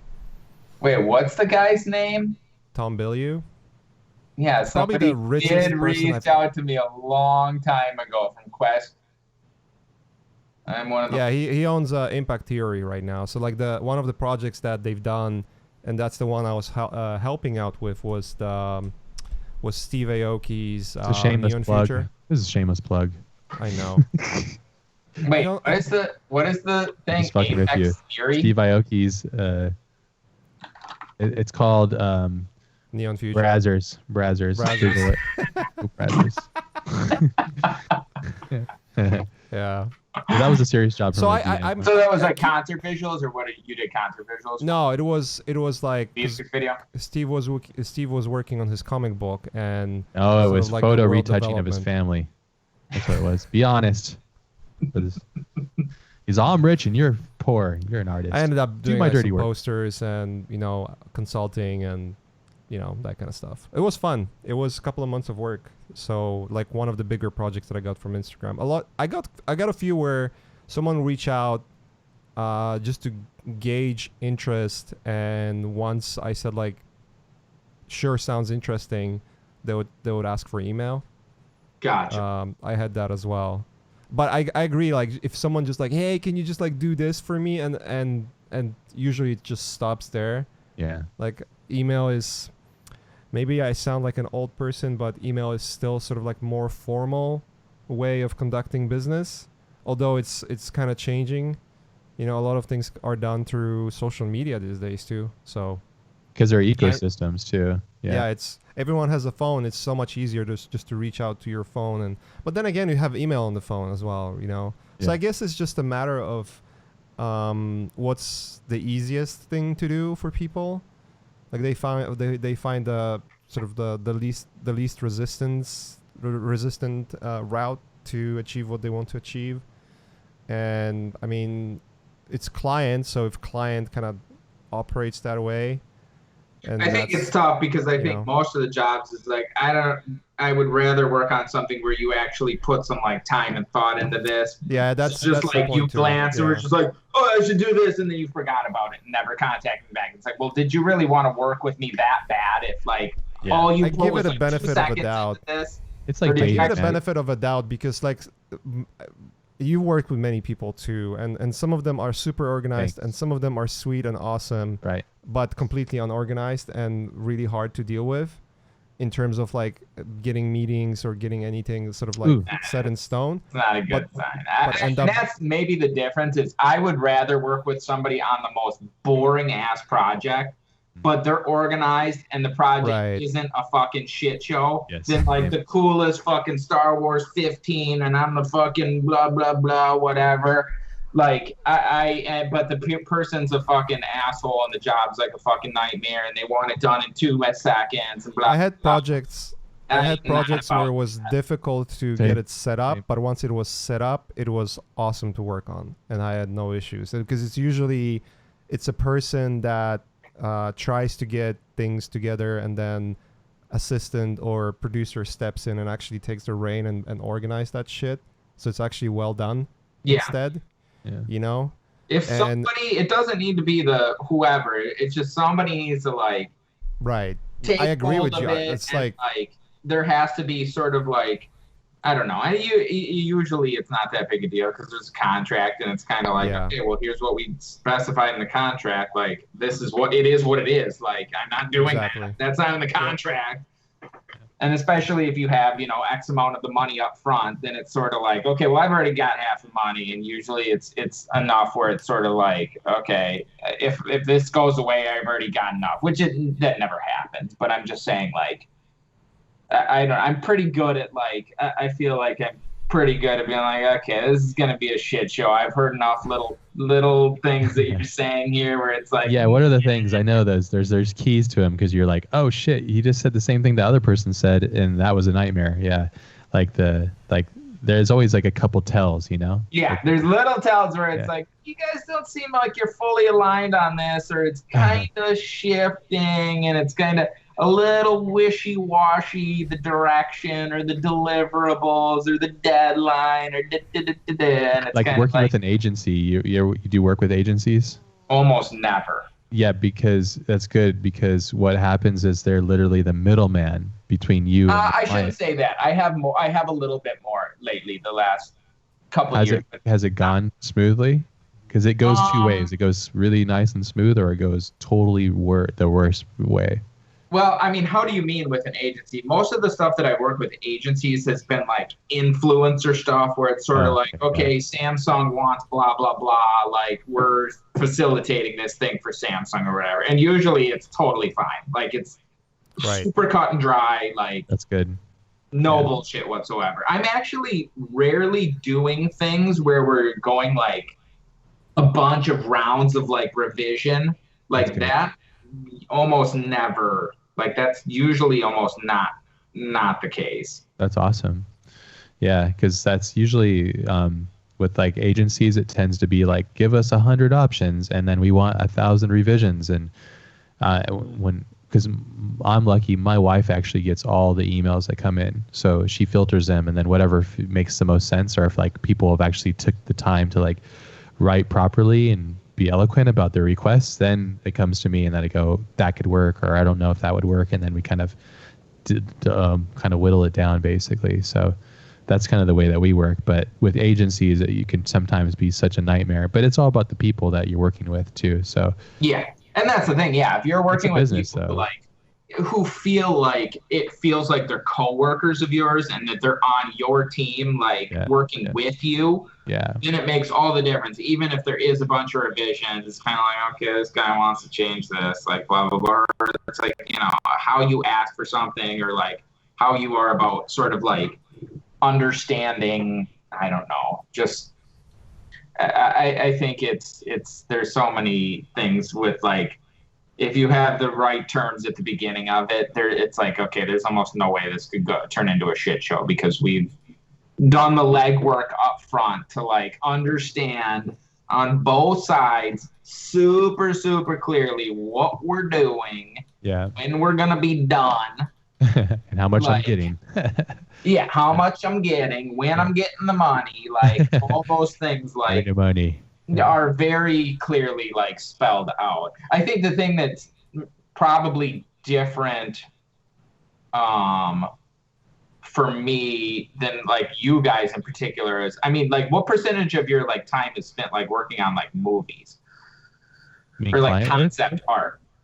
Client work in general or just movies? Client work. Oh, well, I still do it pretty much full time. So most of your stuff is working on like for movies, like those are the type of clients you're working with. Yeah, it's mainly movies and video games still. Yeah. Gotcha. And you at Maciej as well? Mostly movies. Mostly movies. See, and that's the thing. I've only worked on like a couple movies. The Spider-Verse, right? Yeah, but and those were, and then there was another like Sony animated one, but it was. Tell us details now. Allegedly. Give us a plot, allegedly. Well, I don't know that movie's going to actually happen. It's called Green Lantern, the world of the Green Lantern. So I think, like, those are more, like, iterative, like, sort of, like, projects versus the projects that I'm working on. Usually the deadlines are much tighter where it's like, we're not going to sit around here and like explore our feelings and frickin', you know, take and like explore 40,000 different sword designs for the next 2.5 months. Cause it's like, okay, this thing needs to ship in fucking 2 days. Well, what's on average, what are the main things that bring in income and keep you busy beyond doing your everydays, obviously? I mean, I did do a decent amount of like tour visuals. Obviously, that's a big. Yeah, I don't know how. Like, you don't make a lot of money with those, right? And now it's gone, right? Well, actually, tours actually probably make a lot of money. I heard that like the Dead Mouse guy and all those guys, like some of those guys are like multimillionaires because when they could do concerts and stuff. Because concerts those are some of the like highest paid people because of like Vegas. Calvin Harris. They make like they make like insane amounts of money. I heard that Calvin Harris was like a multimillionaire. No, like he makes like $50 million a year. Yeah, that's insane. I just did a thing. He's like, people do my concert thing. Oh yeah, that's his voice, by the way. And then he's like, do my concert visuals. Yeah, here's $5. Yeah, like, what? Let me see this. Meanwhile, Mike is a legit billionaire, just chilling out in his house. No, not so much. I just did a thing for I wish all artists shared their numbers. That'd be Marsh. nice. Well, this is Guessing. you can look it up because it's in freaking Forbes. Okay. I just did a thing for Marshmallow, and he's number 2 highest paid DJ, made $40 million last year. One guy. A marshmallow made that much money? $40 million. A marshmallow? It's game over then. I don't know. I can't compete with a piece of fruit. A marshmallow. A $40 million marshmallow. Like, yeah, I never heard of Marshmallow. What is this, a EDM or something? Yeah. And then you've done concert visuals for him? It was just some like Instagram stuff or whatever. But there's like at the top of the food chain, they're making some money there. This is I probably know the answer to this, but this is something I'm curious about. Do you get annoyed when people are on your jock so hard that you're like, hey, get off me? Like they're literally, you do a post and then they see it and then they do a post and they basically take the same thing that you did and then do a derivative version of it. That doesn't affect you though, huh? No, I don't. I think people imitating art like that, I think that's like supernatural. And when I was like, and I think it's a lot of like younger artists, and it's sort of like that's how you learn. And it's like there was artists when I was like 22, 23 or whatever, that I was just like that. That I was just like that. I was like completely like copying this artist. And if you would have looked at this artist, I think it's Genevieve Gawkler. She was an artist, and she made these sort of like very symmetrical, had this very symmetrical like collage-y type style. And I like completely like ripped that off. Like it was total rip off. But that's the thing. This was before, Instagram, Facebook, and all this crap. And like nobody saw it. Yeah. And it's like, and nobody had heard of her either because it was like, she's a French artist. Like it was just much harder to find other artists like back then. Whereas now I think it's like, it's much easier to see this stuff because you can see artists much earlier in the career that you never would have seen before. Yeah, and the evolution. True, yeah. How would you have been able to find this like art school kid that you can follow everything they put out with 10 years ago? You would not. There's no way you would have been able to like find this kid and follow this kid. Yeah, I wonder how much that's going to affect art in the future too by being so like in it. It's interesting because you can almost see the trends bend and move basically. Like I think they're moving faster because it's sort of like you see things and it's like I feel like trends before like it take like 3 or 4 years before it's like okay, we're all kind of sick of the like XYZ trend or whatever. And so now it's just like, I feel like in a matter of like months, you're just kind of like, oh my God, more floppy body people or dancing like fucking MoGraph, whatever. Like it just, you get like these things, I think like cycle like much faster because the ideas propagate and then it's like everybody fucking does it. And then it's like, okay, like that's I'd say that interesting anymore. Especially for your world too, because the thing that you've developed with these everydays too, like it is a cycle. Like now that you've built like this army of, I guess, are younger people, I guess, are just all kind of doing their everyday art, but it's like they're being inspired by one another. But it's the ecosystem's so tight, you know what I mean? So it's like, I don't know. It's interesting. I like just observing it from afar, and I go like, okay, it's interesting. And but you have both of you have a lot of people doing the same. I mean, does that like bother you? It can't. Who cares? When it's really close, I'm like, come on, like be a little bit different, But yeah. But yeah, like, I mean, Maciej was telling me that Ross Tran gave him some really good pointers on that. Is like people that are trying to do that are like using your style to like up their game is almost like a waste of energy almost because like you just focus on what you're doing, there's only so much energy in the day. Getting mad about it, or just being it's like you can't control the world, so we're talking about one of those things where let's say you publish your art and someone, it doesn't apply to you people because you publish everything for free kind of like from the get-go. Yeah. So that kind of goes super smart business tactics, by the way. It's not all great, but you know, like how many times, Ash, you've seen your work or work of someone who you know really well, even my work being, you know, sold on Redbubble or on like some other, you know, eBay or other sites by someone else completely, right? And it's just like frustrating because you look at it as like, hey, this is my work. Like, what are you doing? Yeah, but again, that could be that freaking kid in India, and it's like, okay, yeah, so that's the point. He needs that money more than you do. You got a big black man sitting behind you. You seem like you're doing very fine. You seem like you're having a great day. You're having America's treated you very well. Yeah. I mean, Beeple showed it in the beginning, so I'm kind of. Please put that. Put that in the IG story. I gotta quote a picture. I'm gonna be posting it right after. I'm gonna quote Tiger King. I'm never gonna recover financially from this. Financially recover. Got a chainsaw up your back, dude. Just fucking realigning your spine back there. Got a Subway foot and a half long, dude. Oh, that's fucking. Yeah, I think getting mad about anything that any other person, like artwork that they like post on the internet, like I don't like this or I'm offended by this, to me is just like, and I get that a lot too. People will be, oh, I'm offended by this or that. And it's like, it's just not. Yeah, but that's different than someone trying to make money off you. And the point that Ross made when I was talking with him, and you know, because we're planning to do something together this year. Bob Ross, by the way. Yeah, Bob Ross. Yeah, exactly. Ross Tran.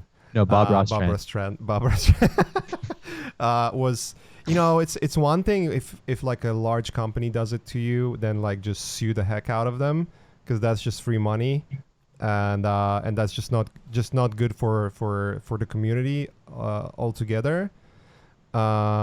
Which kind of it's kind of interesting because there was a recent lawsuit actually in regards to Instagram. There was a photographer to which one of a news organization reached out, or maybe Variety or I can't remember exactly. I don't want to put names.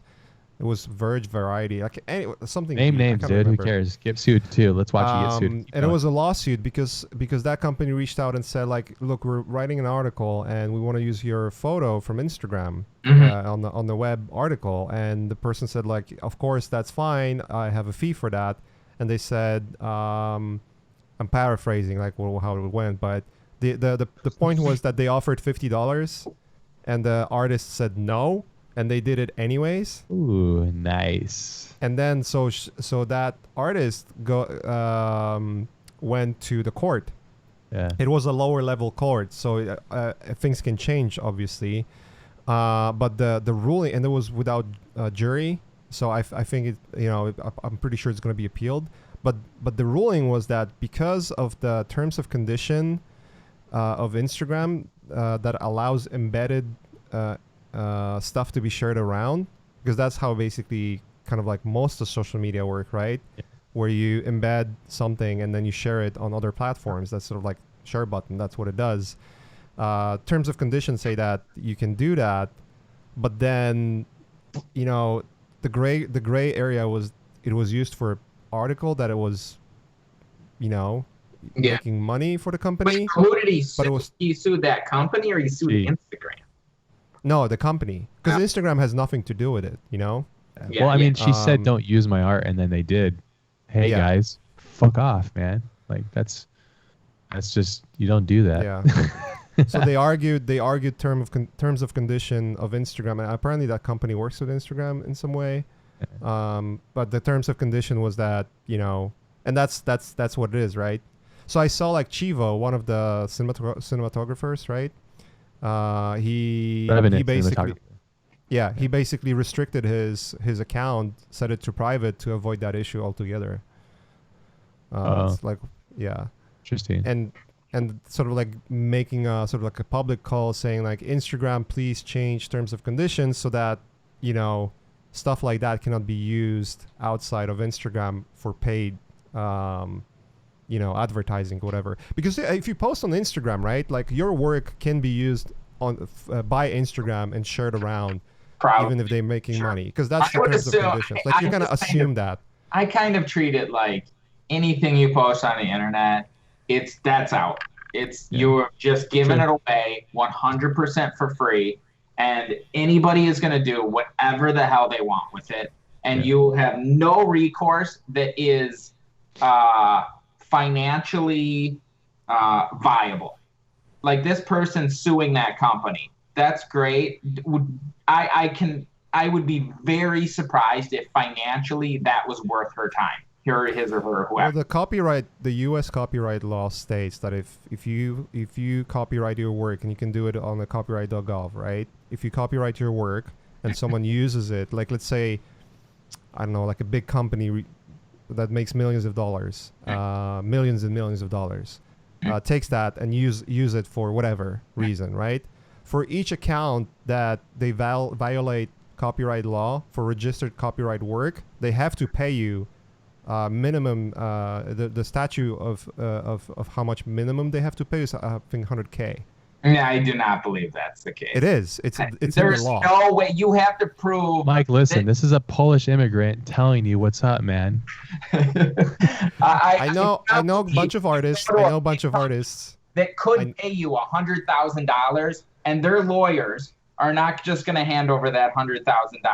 I know a bunch of artists that have done original work. I like this battle. And I know personally few artists. Me too. Not many, few. I know a few too. Who've done it and made a lot of money. Cheddar, maybe. Yeah. How much? Like 500. 500,000. In that area. In that area, yeah.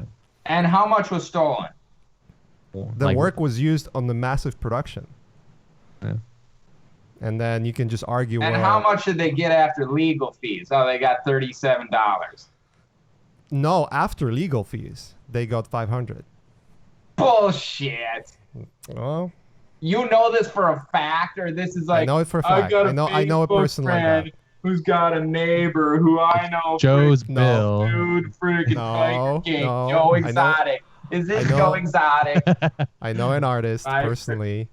Friggin' Carol Baskin. You're talking about the same one that I know too, right?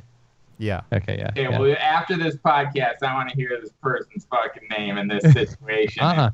We can't tell because they paid us money too. Bullshit, and I'm calling bullshit on it. I don't fucking believe it.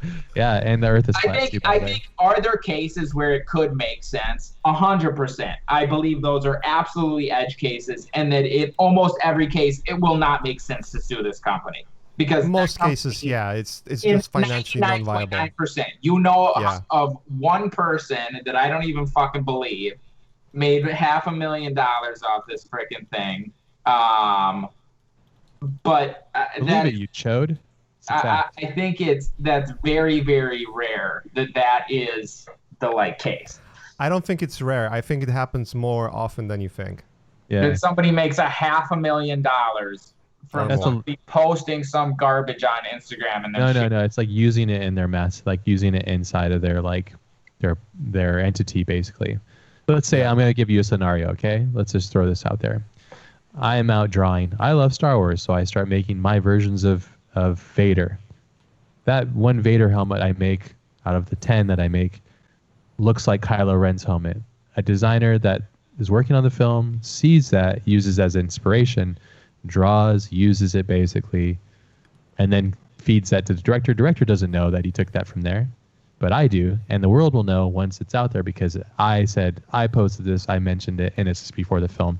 Film comes out, massive thing, and then I go, this hey, is what happened. No, this is no. This isn't what I'm just giving it a scenario, but I'm saying that it could be something as big as that, where it's just like, hey, this is like a legit problem, you know. I'm not saying it's not a problem, and I'm not saying it's like. I'm just saying You're saying you hate artists and you want us all be poor. That's why you're flooding the market with free content. That's exactly what I heard. Exactly what I heard. I think going up against Disney is very, very hard, and you will not win that. You will fight them, and they're not in the business of just writing checks. I'm just saying that's like hypothetical, you know, like because imagine a situation like this. I'm not saying it's right. That's another thing that I'm saying. I'm not saying I get it. I think it's just one of those things where if you're an artist and you value your time, which you obviously should, then you have to think like, okay, does fighting this fight is it worth it to me, or should I just like focus on making art and like is that gonna better my situation in the time? In the end, just let this go, because I think sometimes artists get so focused on like this person posted this thing and that's not right and blah blah blah, and it's sort of like you can waste an enormous amount of time policing the internet versus just creating more art. And in the end, if you just create more art,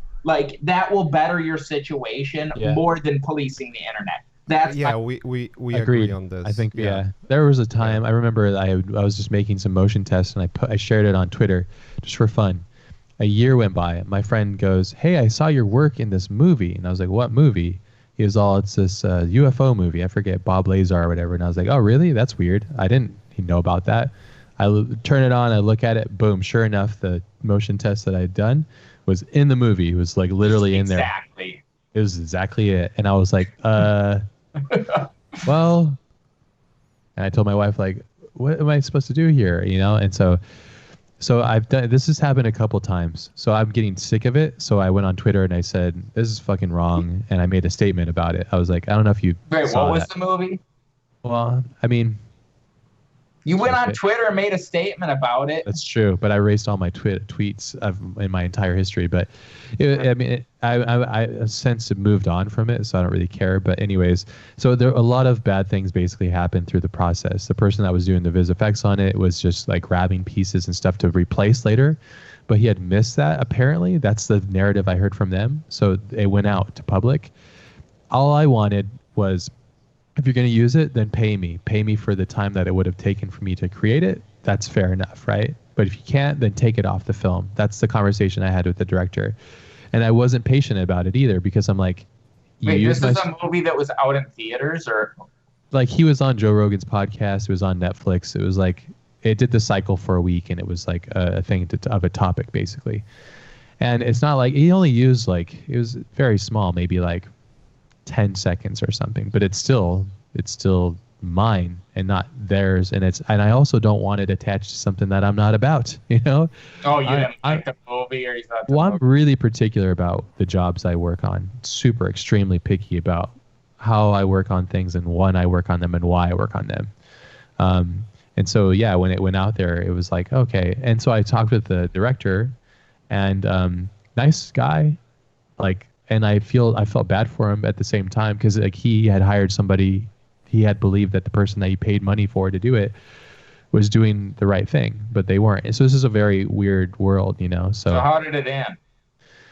He just removed it all. It took months, and it was a lot of wasted time for me, basically. Because I was like, if you want to do this, you're going to pay me X amount, because it's already out there. It's not only is it on Netflix, it's on Amazon, it's on iTunes, it's on Vimeo, it's on all the things. So take it out. They never paid you in the end. They took it out. Took it out, and that was it, because he couldn't afford the cost. I think I said, if you want to keep it in all these things, the damage is already done. It's going to cost you, I think, like $7,000 to $8,000 or something like that. Mm-hmm. I was like, here, pay me that. Interesting. I have to believe it cost them more than $7,000 to $8,000 to take it out. It must have costed a lot of time. But the thing is, he's like an independent filmmaker, so I felt bad as well. But at the same time, it's not my problem, you know. So, and it's not, and that's a really thin line, because the thing is, it's never yes or no. But I totally agree with what you say. Like, you can't police the internet. Like, I also think it just like, even not even looking at the like. And this is just my take on this. There's no right answers, because when you create something, you created it, and like however you want to view that is how you want to view that. So I'm not like, there's no, to me, I'm not saying like people who want to police the internet, like go police the internet. Like, that's fine. That's your art if that's how you want to treat it. But I also think it's just like letting it make you mad. Like, there's so much like mental, like, oh man, like I just honestly, I really like feel sorry for people who like see something and like get super pissed that it's like, oh, this person took my thing, because it's like, oh man, you could literally just be like, cool, more people saw my art and enjoyed it. And like, it doesn't have to make you pissed, like. But I totally, like, if you're wired like that, like, that's just how you're wired. But to me, it's just like, cool, more people saw it. Even if I'm not credited at all, it's like, I mean, I kind of wish you would have credited me, but like, The only problem with this is it's a little different when you're like financially set and everything works for you, and you don't have problem with finding jobs, and someone uses your work, and then you don't get credited. 100%. Like you know, you might be like, you know what? Yeah. But if you're an artist and you're dealing with the client that is not willing to pay your rate, and then you see your work being used anyways, that's like, well, what the fuck, right? I honestly cool. don't think that's ever. Oh, it's absolutely not cool. That's like shady as shit. That happens. That's what we're saying. Yeah. So I get people getting mad when that happens, and also, just trying to get something back, Oh, 100%. Like, if I don't think that's ever happened to me, to be quite honest. Like, I don't think I've ever, like, a client been like, I want to, like, you. I mean, obviously, I give a ton of shit away for free, so it would be very hard for me to be in that situation. The most giving artist I think that exists. Yeah, I don't know anyone at the level else like you. Because you give everything for free basically. So nah, that's not technically true. Well, it's sort of like, if you're a big company, I'll take your money. It's kind of like it's free. You have kids, dude. It's like you have a family to help provide for and stuff. Like, yeah.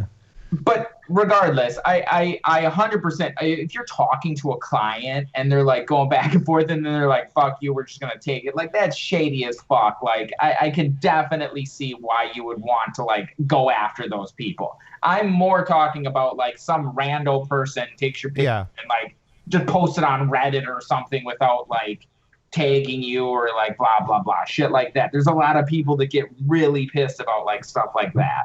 And those are the kind of things where I'm just like, oh man. Well, there's a ton of blogs, threads, things that are using our art and just feeding off that, using the advertisement revenue from that and stuff. And even I see it on YouTube too. It's like I was just sending Maciej a video of these two guys listening to Tool, and they had a decent following, but their whole stick is like they're responding to music and being like reaction videos, and like when I watched it, I didn't think of it like that. I was entertained by their reactions, and then I was like, oh shit, that's their mechanism.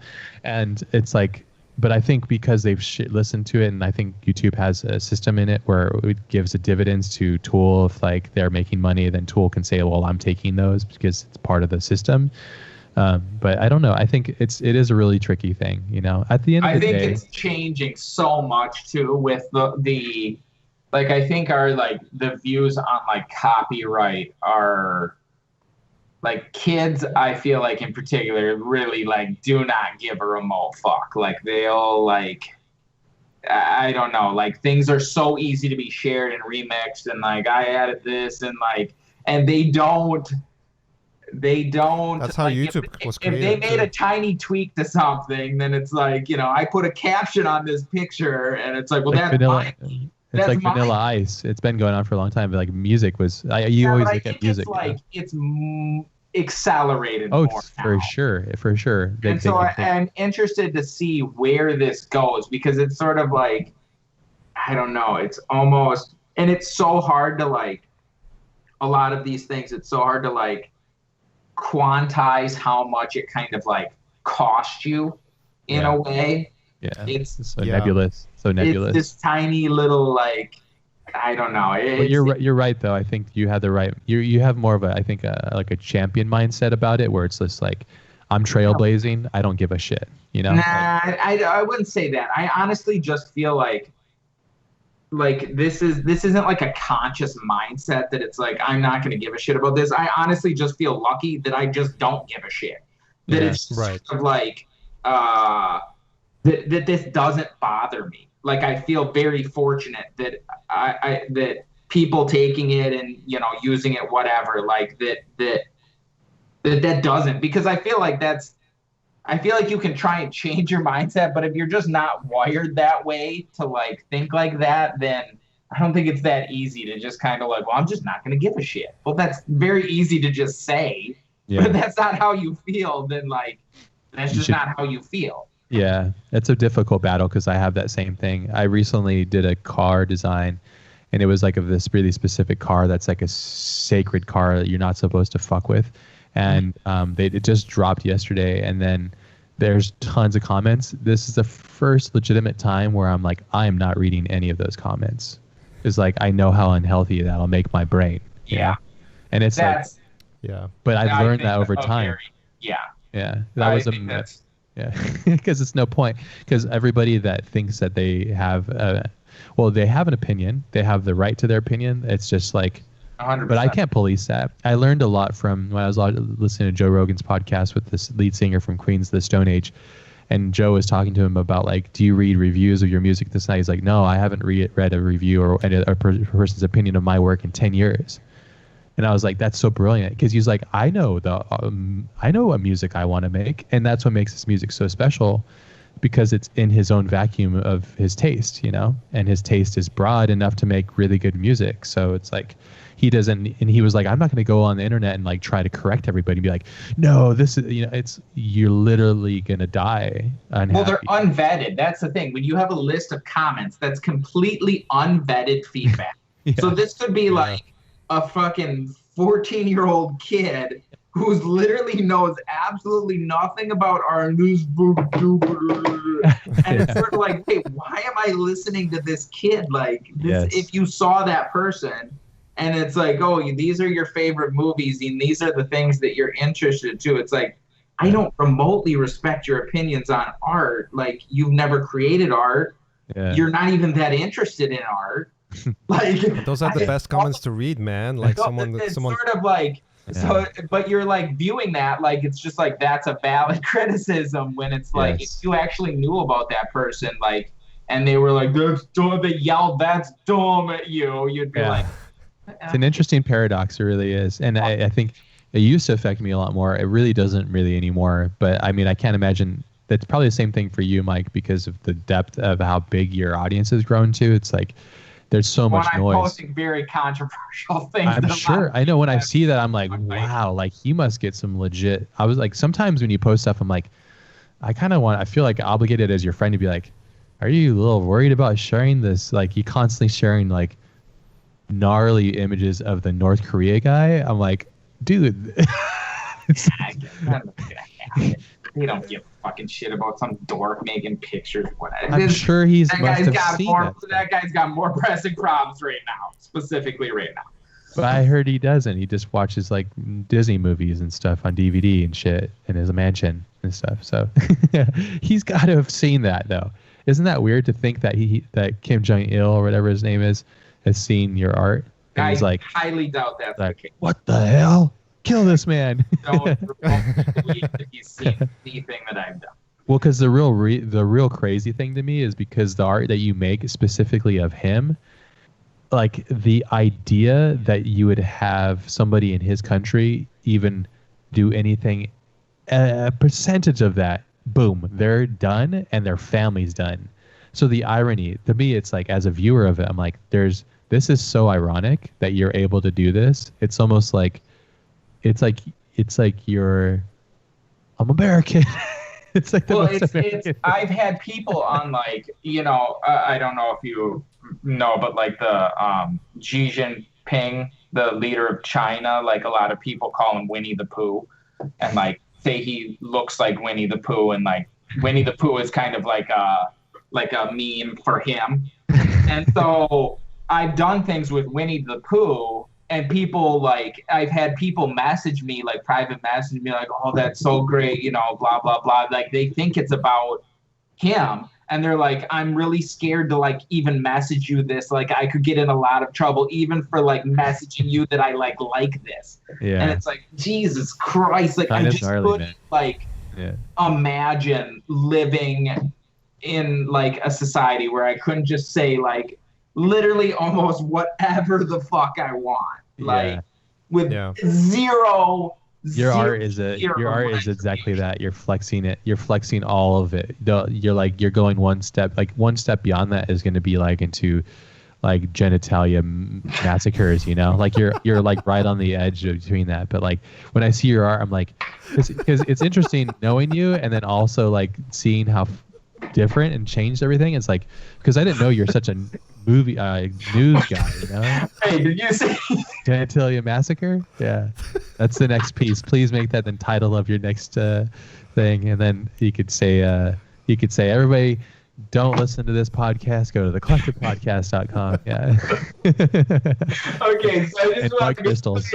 You in this discussion on genitalia massacres, you wanted to plug your podcast. Yeah. Dude, that's a mastermind move right there. Plug for your podcast into this conversation. Yes. About genitalia massacre. And bud crystals too. Yeah. I can't imagine. I have a close friend who's Chinese and he lives in China, and once we were out of China and we were out in a different place, and anytime I mentioned anything of China, he was like, no, please don't say anything about China. I'm like, that's crazy, because he's like I have a phone, there's phones nearby, and he was like, you can't, because I just was like, as an American, that's the downfall and the greatness about this country. It's like the downfall is like, I'm American, I'll just do whatever I want, and then it's like, okay, hold your horses, fucking tiger lord, you know. But then at the same time, it's like, it's such a value. I think that's what makes us an interesting power in the world, because of that value we have. So, but yeah, I can't imagine. It's crazy. Well, it sounds freedom like of speech. Yeah, it's the most important thing that you guys have, that I appreciate the most as well about this country. Shut the fuck up, dude. All right, America. I have a public announcement. Go and unsubscribe from Collective Podcast, because it's absolute garbage. That's not even a funny joke, bro. It wasn't supposed to be a joke though. No, but like growing up behind the Iron Curtain. Let's just talk about that joke, how bad that was. It wasn't supposed to be a joke, man. Dude, I don't know, man. Mike didn't even do anything. Mike just looked at the screen and he was like, he just reacts to like. He's like, I strongly disagree. Know what you guys are talking about. Just reacts to dicks being obliterated. That's the only kind of like. See, there you go. Genitalia massacre, dude. The Iron Curtain thing. Genitalia massacre hashtag. Collective podcast. Sorry, what were you saying? I was just fucking with you. You should make like a discount code. Genitalia massacre or some shit. Hashtag butt crystals. A discount code. Yeah. Maybe your family. For whatever. Family would be proud of that. They're like, yeah, this is awesome. America, baby. But you're talking about free speech or something? Mackie Pants? Yeah, it's important, man. Like, it's. I grew up in the country where you said something wrong about government, you would be disappeared, basically. You know. Really? Polish government does that? We used to before the Iron Curtain fell apart. You know, communism. Yeah. That's how it was. I've heard stories from my grandmother, you know, saying like, hey, there was this guy who said something that he wasn't supposed to say, and then no one saw him, you know, anymore. Yeah. Ever. So yeah, they would put people into like internal camps, like you know, basically. Yeah. This podcast got fucking dark, dude. We went from genitalia massacre to dark Polish history. To something dark. Yeah, man, we were having fun with genitalia massacre until you said. Circling back, however, to the topic, yeah, I think once you apply, like, if you apply this kind of mentality of like policing internet, because like some you know kid in Philippines is trying to sell your art, that's one thing, but yeah, like seeing it, I gotta be Filipino, dude. That's racist. I'll be honest though, I am like North Korea with my social media. If you say something I don't like, boom, you're not even involved in my life anymore. I'm like, get out of here, you know. So I police it. I block people if like they say some stupid ass shit. I'm like, get out of here. Like I keep my just in general. They'll be like. Well, you said you don't read comments though. On my own feed, I often do because I repeat but on other people's things, like when it goes out to other people's, I don't. Yeah. But I do I do like having dialogue and rapport with people that enjoy the things that I do. I do enjoy that, but when it goes out to other things, like when it's on other people's feeds, especially if it's like, because they went out and they had like 5 million views, or like Ken Block, like my buddy, when he posts stuff, I never read the comments because it's name dropping like, left and right, dude. And when Tom Cruise and I go out for lattes, like I don't talk about that at all. You know, it's like, you know, the facts, you know. So when I go and ride ponies with Stallone, like it's like we don't even, you know, I don't read any of those comments. Those guys are gay. Pony time. But I am. I mean, I know that I'm probably more harsh about it than most people. I didn't realize it until like actually Brendan Schaub mentioned it, that he was the same, and I was like, that's cool. I like that. Like he said, he's like really, like if you go on there and you want to be an asshat and you want to be rude, then get out of here. This is my thing. I'm keeping it like that. Oh, you'll like block people if they're like putting obnoxious things or so. Yeah, or if they're spamming it and they're like just going like, hey, you know, like come on here, take this. Like, dude, get out of here. So yeah, you don't do that. I imagine spammers. You can't. You have no choice. It's like don't want to look at the. I really don't want to look at it because I don't. Too much. It's not even that it's just too much. It just does not. Like mentally health wise, I feel like it's not. You can see 1,000 good comments and then there's one bad comment. Who the fuck is it? And it's just like, it's not. You've done it then. It's got to just be like all or nothing. So you've done it then. What's up? You've done it in the past then, right? Because you've had that. And you're like, and it's not like I'll never see any comments. Like I'll see, I do try and like the DMs, like I do try and like keep up with those and like read them and like, you know, there's tons of like stuff there and those don't bother me as much just because they're normally just like, you fucking suck, what's wrong with you? Like they're very general like criticisms. Sure. Yeah. But I feel like it's just like I make a very concentrated effort to like greatly limit it. Like just because I just feel like it's not, I don't know. It just does not, it's not conducive to me like just being in a good mind space and also like creating the work that I want to make. When I hear people's criticisms, then it's like, oh, maybe this is dumb. Yeah, it just kind of like fucks with your head. And it's like, maybe this is stupid. And I'm like trying to do things that are like super weird and out there that I've never seen. So, like Genitalia Massacre. There you go. So it's like, I think that also makes it like extra hard because it's sort of like, I don't know. It's just, it's not, to me, it's like unfettered feedback. Like if the biggest thing is that it's just like completely unvetted. Like if you guys were to say something like, oh, this is freaking crap or this is whatever, like, because I know you and I value your opinions, like that would either mean a lot to me or like, you know, crush me or whatever. Dude, so I like this power we have. Maciej, we should team up and fucking crush Mike's mental capacity. Maciej and I break your everyday path because we just fucking barrage you with hate, and then you're like, I can't. And then a day goes by, sad. And then you do one of those like videos, like the girl crying, like, leave me alone, leave me alone. And then your dad comes in, yeah, you fucking I'm gonna call the FBI on you. Yeah. Okay, I don't know what videos you're fucking. You remember that one girl? She got trolled so hard, and then her dad came in, and he was like, I know, I checked out your. He's like, I found your IPMs and all this stuff. He was like, it was like a legitimately like a meme, basically. I forget what it's called, but yeah, no, that's true. Yeah, I mean, no, I think it's like close friends. If close friends start to do it, it's crushing. Yeah.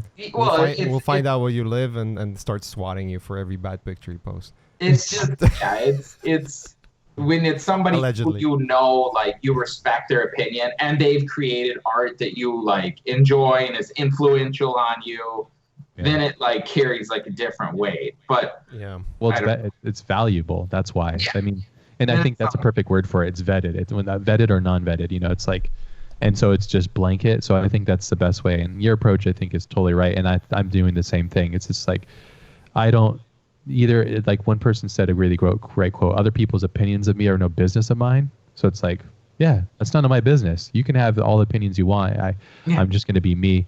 And I think at the same time with this whole like woke generation and this like me and all this stuff, like I think people desperately want authenticity. That's why comedy is on the rise, because people are like, I can't say it. Now I need to watch somebody say it because I got to get it out some way.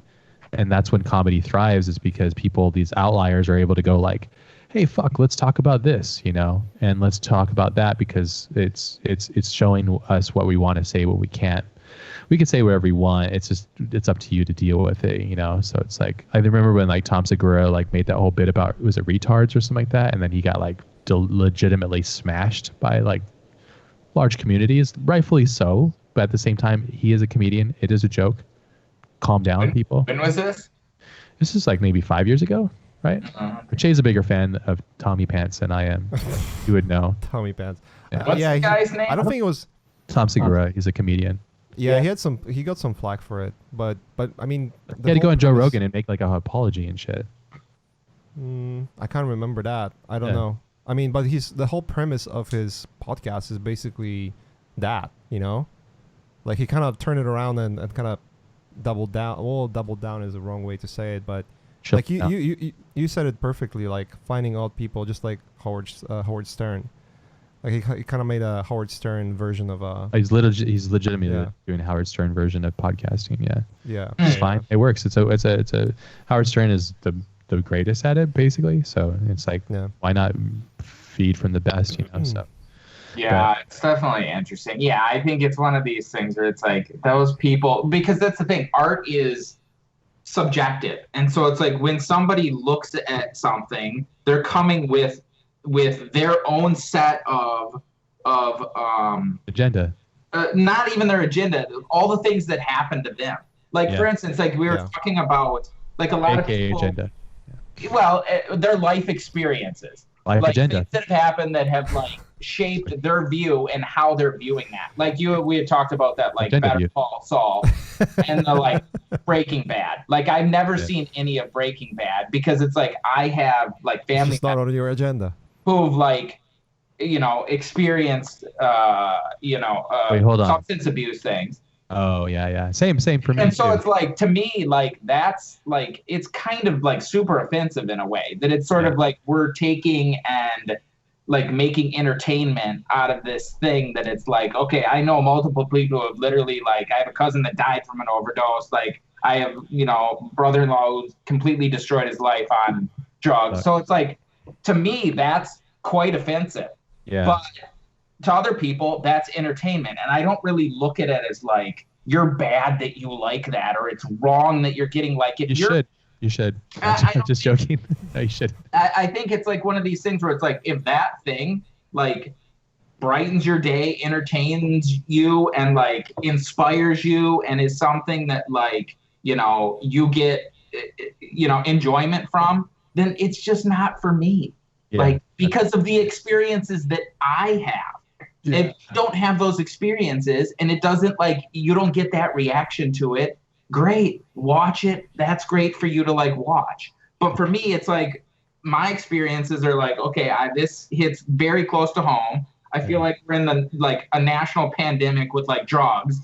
So it's like, I feel like this is like, I don't know, like, but again, that's me. So it's sort of like, I feel like people now have a tendency to take whatever their personal experience is and be like, well, that's bad for everybody because to me, I don't like this and it like offends me. And it's kind of like, but that's you. That's the things that happen to you. That's ego though, right? It's because they're going. I change the things that I like and I find enjoyable just because the things that happen to you have made it so that you don't like this thing. Yeah. That's what I have like a tough time with people like criticizing other art and like being like, this is like bad. It's like, well, it's just not for you.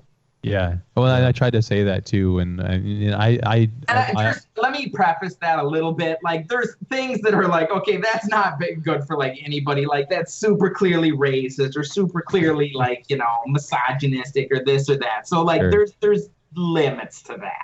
Well, yeah, it's like anything in life. There's a gray zone, and there's fringes of gray, basically. So yeah, but I often try not to ever publicly express my opinions of things unless I'm asked. Like, you always ask me, so if you ask me, be prepared for my opinion. But I will never go like, can you imagine if I just text you every time I didn't like something? You'd be like, hey, fuck off, dude. I don't want to hear about that. I have people I know that do that, and I'm like, yeah, I just don't care what you think. Your opinion. Yeah, I think I feel like I'm kind of the same way. Like, when I see people like, this movie was super dumb, or this is freaking trash, or blah blah blah, it's kind of like, hey, you're going out of your way to like. I feel the same way. Like, if you're like, conversing and having a discussion, and it's sort of prefaced with like, these are just my opinions, and and just total putting it out respect in that it's even public done. and like trashing something. I just like, to me, is just kind of like, I don't know. A friend of mine he sent me an email. He was like, "Oh, this is so funny," and it was one of those like YouTube videos where they do a critique of like Hollywood films, and they're entertaining. But then I wrote back to him and said, "Yeah, it's funny, haha." But I was like, it's almost like an adult like fighting a little kid, because it's like, of course the adult's gonna win, and it's stupid. And at the same time, I said, honestly, those guys are they're like the little, I always see them as like the little fish on the big shark, you know? They're just the little fish on there. And I said, they will probably never have enough balls, belief in themselves, or courage to actually go make their own films. So they do this. And they're just they're lying to themselves, because they're like, we have all the answers. It's easy to have the answers after the fact, you know? Well, and that's the thing. To me, it's not even answers. There is no good or bad. This is just your opinion. So it's like me being like, this movie was bad and stupid. Well, sometimes blah, blah, blah. They will critique it. It's just not for you. Like, yes, exactly. That's it. For somebody else, and somebody else might love it. But like acting like it's like, this is, you can say why, you know, you didn't enjoy it, the reasons this or that. But when you're like, this is garbage, it's just like, that's just, to me, it's like, art is 100% subjective. Your pictures I draw every day are no better than the pictures my 6-year-old daughter draws every day. We all agree with that. So. Exactly. But no, I mean, to your point, I think it's almost like, it's also, I would add to that, it's like, this is not for me at this time. If I was also, because it's like, because you will change, because the opinion you have at this exact moment is like multi-dimensional black hole-ish. Like, this is like, you're in this like tesseract of your opinion, basically, and there's multiple dimensions of it based on where your moods and experiences of life go. Maybe like 2 weeks from now, I fucking love Family Feud, and I don't think it's stupid as hell. Like, that's you'll get it because a possibility. Yes, or you'll be like later on, like maybe 20 years from now, like when the pain from your family members, because I have family members too that have had problems with drugs, you'll go and watch Breaking Bad and you'll see it for what other people are seeing it for. So it's like, it's not for me right now. I think that's like, actually, that's a good way to look at it, because it's so true too. So, but like I would say one of my favorite films, probably like top 3, top 4, top 5. It was Requiem for a Dream. Like, I feel that was one of the like it was like super like influential on me, and like just like one of the best films in my opinion. But it's like, I don't know if I'd ever watch that movie again. Like, you only watched it once? I saw it a few times, like 20 years just ago. The ending. Ass to ass. Spoiler alert. Definitely, like, it's. I don't know that I could watch it now. Like, I have no interest in watching something. Darren was so raw, and you could feel that filmmaker. I miss that in films now. I miss that so much. I miss watching a film and going like, I'm feeling. Yeah, I just missed the last scene. That's what you missed. No, it's like, you know what I'm saying? Like, no, it doesn't always happen, but you could feel a lot of movies are made by committees. You can just tell that it's made by like this congregation of minds, rather than this is that feeling. It's almost like when you listen to punk rock music, or a certain musician that just has that raw quality to them. Even if it's not raw, it's just like has that energy. I felt like, because Pi had a lot of that, like his movie Pi. Like, I love the kinetic energy. You could just feel his taste. Like, yeah, this is my opinion right now. So. Sure. I think there's some movies still where you can kind of like. It's true. They feel like that director or whatever. It's like, oh, that. Can you name one though? I would say the last one off the Puss in Boots. Top of my head, where I'm like, that's a very. I feel like Tarantino stuff still feels like very Never much been a fan Tarantino of his movie. I'm always the outlier with him, though. Everybody's like, yeah. I still feel like his stuff is like, okay, that still feels like it's him. That doesn't That's feel true. like it's like That's true. 20 people were in the room. Like, it's like, okay, he was calling all the shots there, or most of the shots, or whatever. Yeah, he definitely has I'm trying to think. That's true. Because like Once Upon a Time in Hollywood. I feel like those, what are the guys who made Uncut Gems and Good Time? Oh yes, that's true. Their stuff still feels like, okay. I've only seen those 2 movies, Yeah, and I loved very Uncut much Gems. feel like it was like, okay, that So was like you guys. That was the last movie I saw in theaters, and that would probably be the last one I see in theaters for probably a year. Uncut Gems. Yeah, fuck, it was so good, dude. Oh yeah, dude. Anthony and I watched it too together, and we were just busting up, dude. We were laughing so much, and it's like scenes where you shouldn't be laughing, but it's so well done. That's a legitimately well film. Like, and Good Times too is so good. And that's when I meant to say with the Heath Ledger thing, when people were like, when people were like, Robert Pattinson is Batman. Oh, I knew immediately. I was like, he's gonna be one of the best Bruce Waynes of all time. I can just sense it. He has such a good screen presence. He was in that movie. What's that movie on Netflix? The King. Do you see The King? No, I've not. Same director of photography for that show on Showtime, True Detective. Don't tell me anything. I want to see that one. Well, it's not the best film, but it's like, but Robert's in there, and his character is it's so good. Just watch it. Yeah, I'll watch it. It's visually, like cinematography wise, visually, it's stunning. Yeah, it's really stunning. Yeah, I want to see that. Okay, I gotta fucking bounce out of here. It's been 2 years, you motherfucker. Yeah, dude, me too. I gotta to do this again. I gotta get back. Longer than like freaking 2 years, but not in 1 week. We have the most interesting part about this 3 years podcast and 1 week. Yeah, it's normal. Most interesting part about this podcast is the sort of the last conversation we had, which is basically having opinion about something, art, film, whatever, is obsolete, and we kind of talked about mostly about our opinions about film, fucking art. No, I don't think it's Shut up, Maciej. obsolete. And everybody listening to this, listen to our opinions. We're right. I think it's obsolete. I think it's when people I think it's all about how you present the opinion. If you present it as like, here's the things that didn't work for me, but I feel like people have a tendency to present their opinions as like facts. Yeah. This is dumb, and it's like a fact. And it's gospel. Like, yeah. Okay, that's pretty strong. Or like, yeah. And I'm really wary of anybody that comes out and says things like that. And it's a trigger for me, because it's like, oh, you're like one step away from a cult leader. That's the way the cults work. It's like, this is my opinion, this is the truth, and this is why, and so on and so forth. And then you get these weird congregations, like people that love Stanley Kubrick films, and they become like Kubrick babies. It's like, dude, like. It's a Kubrick baby.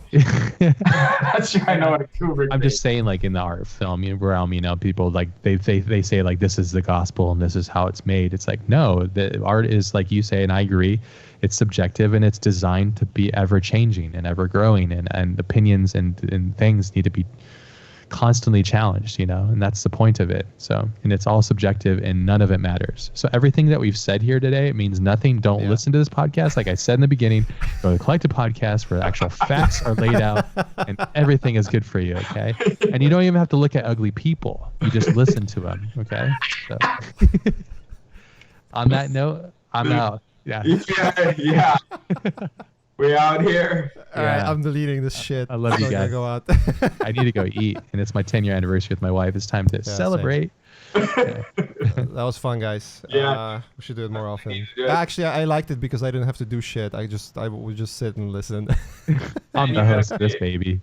I'm Cowboy Joe. Behind you. Yeah. I'm a Metro Cowboy. I'm a Metro Cowboy. Anyone who's listening.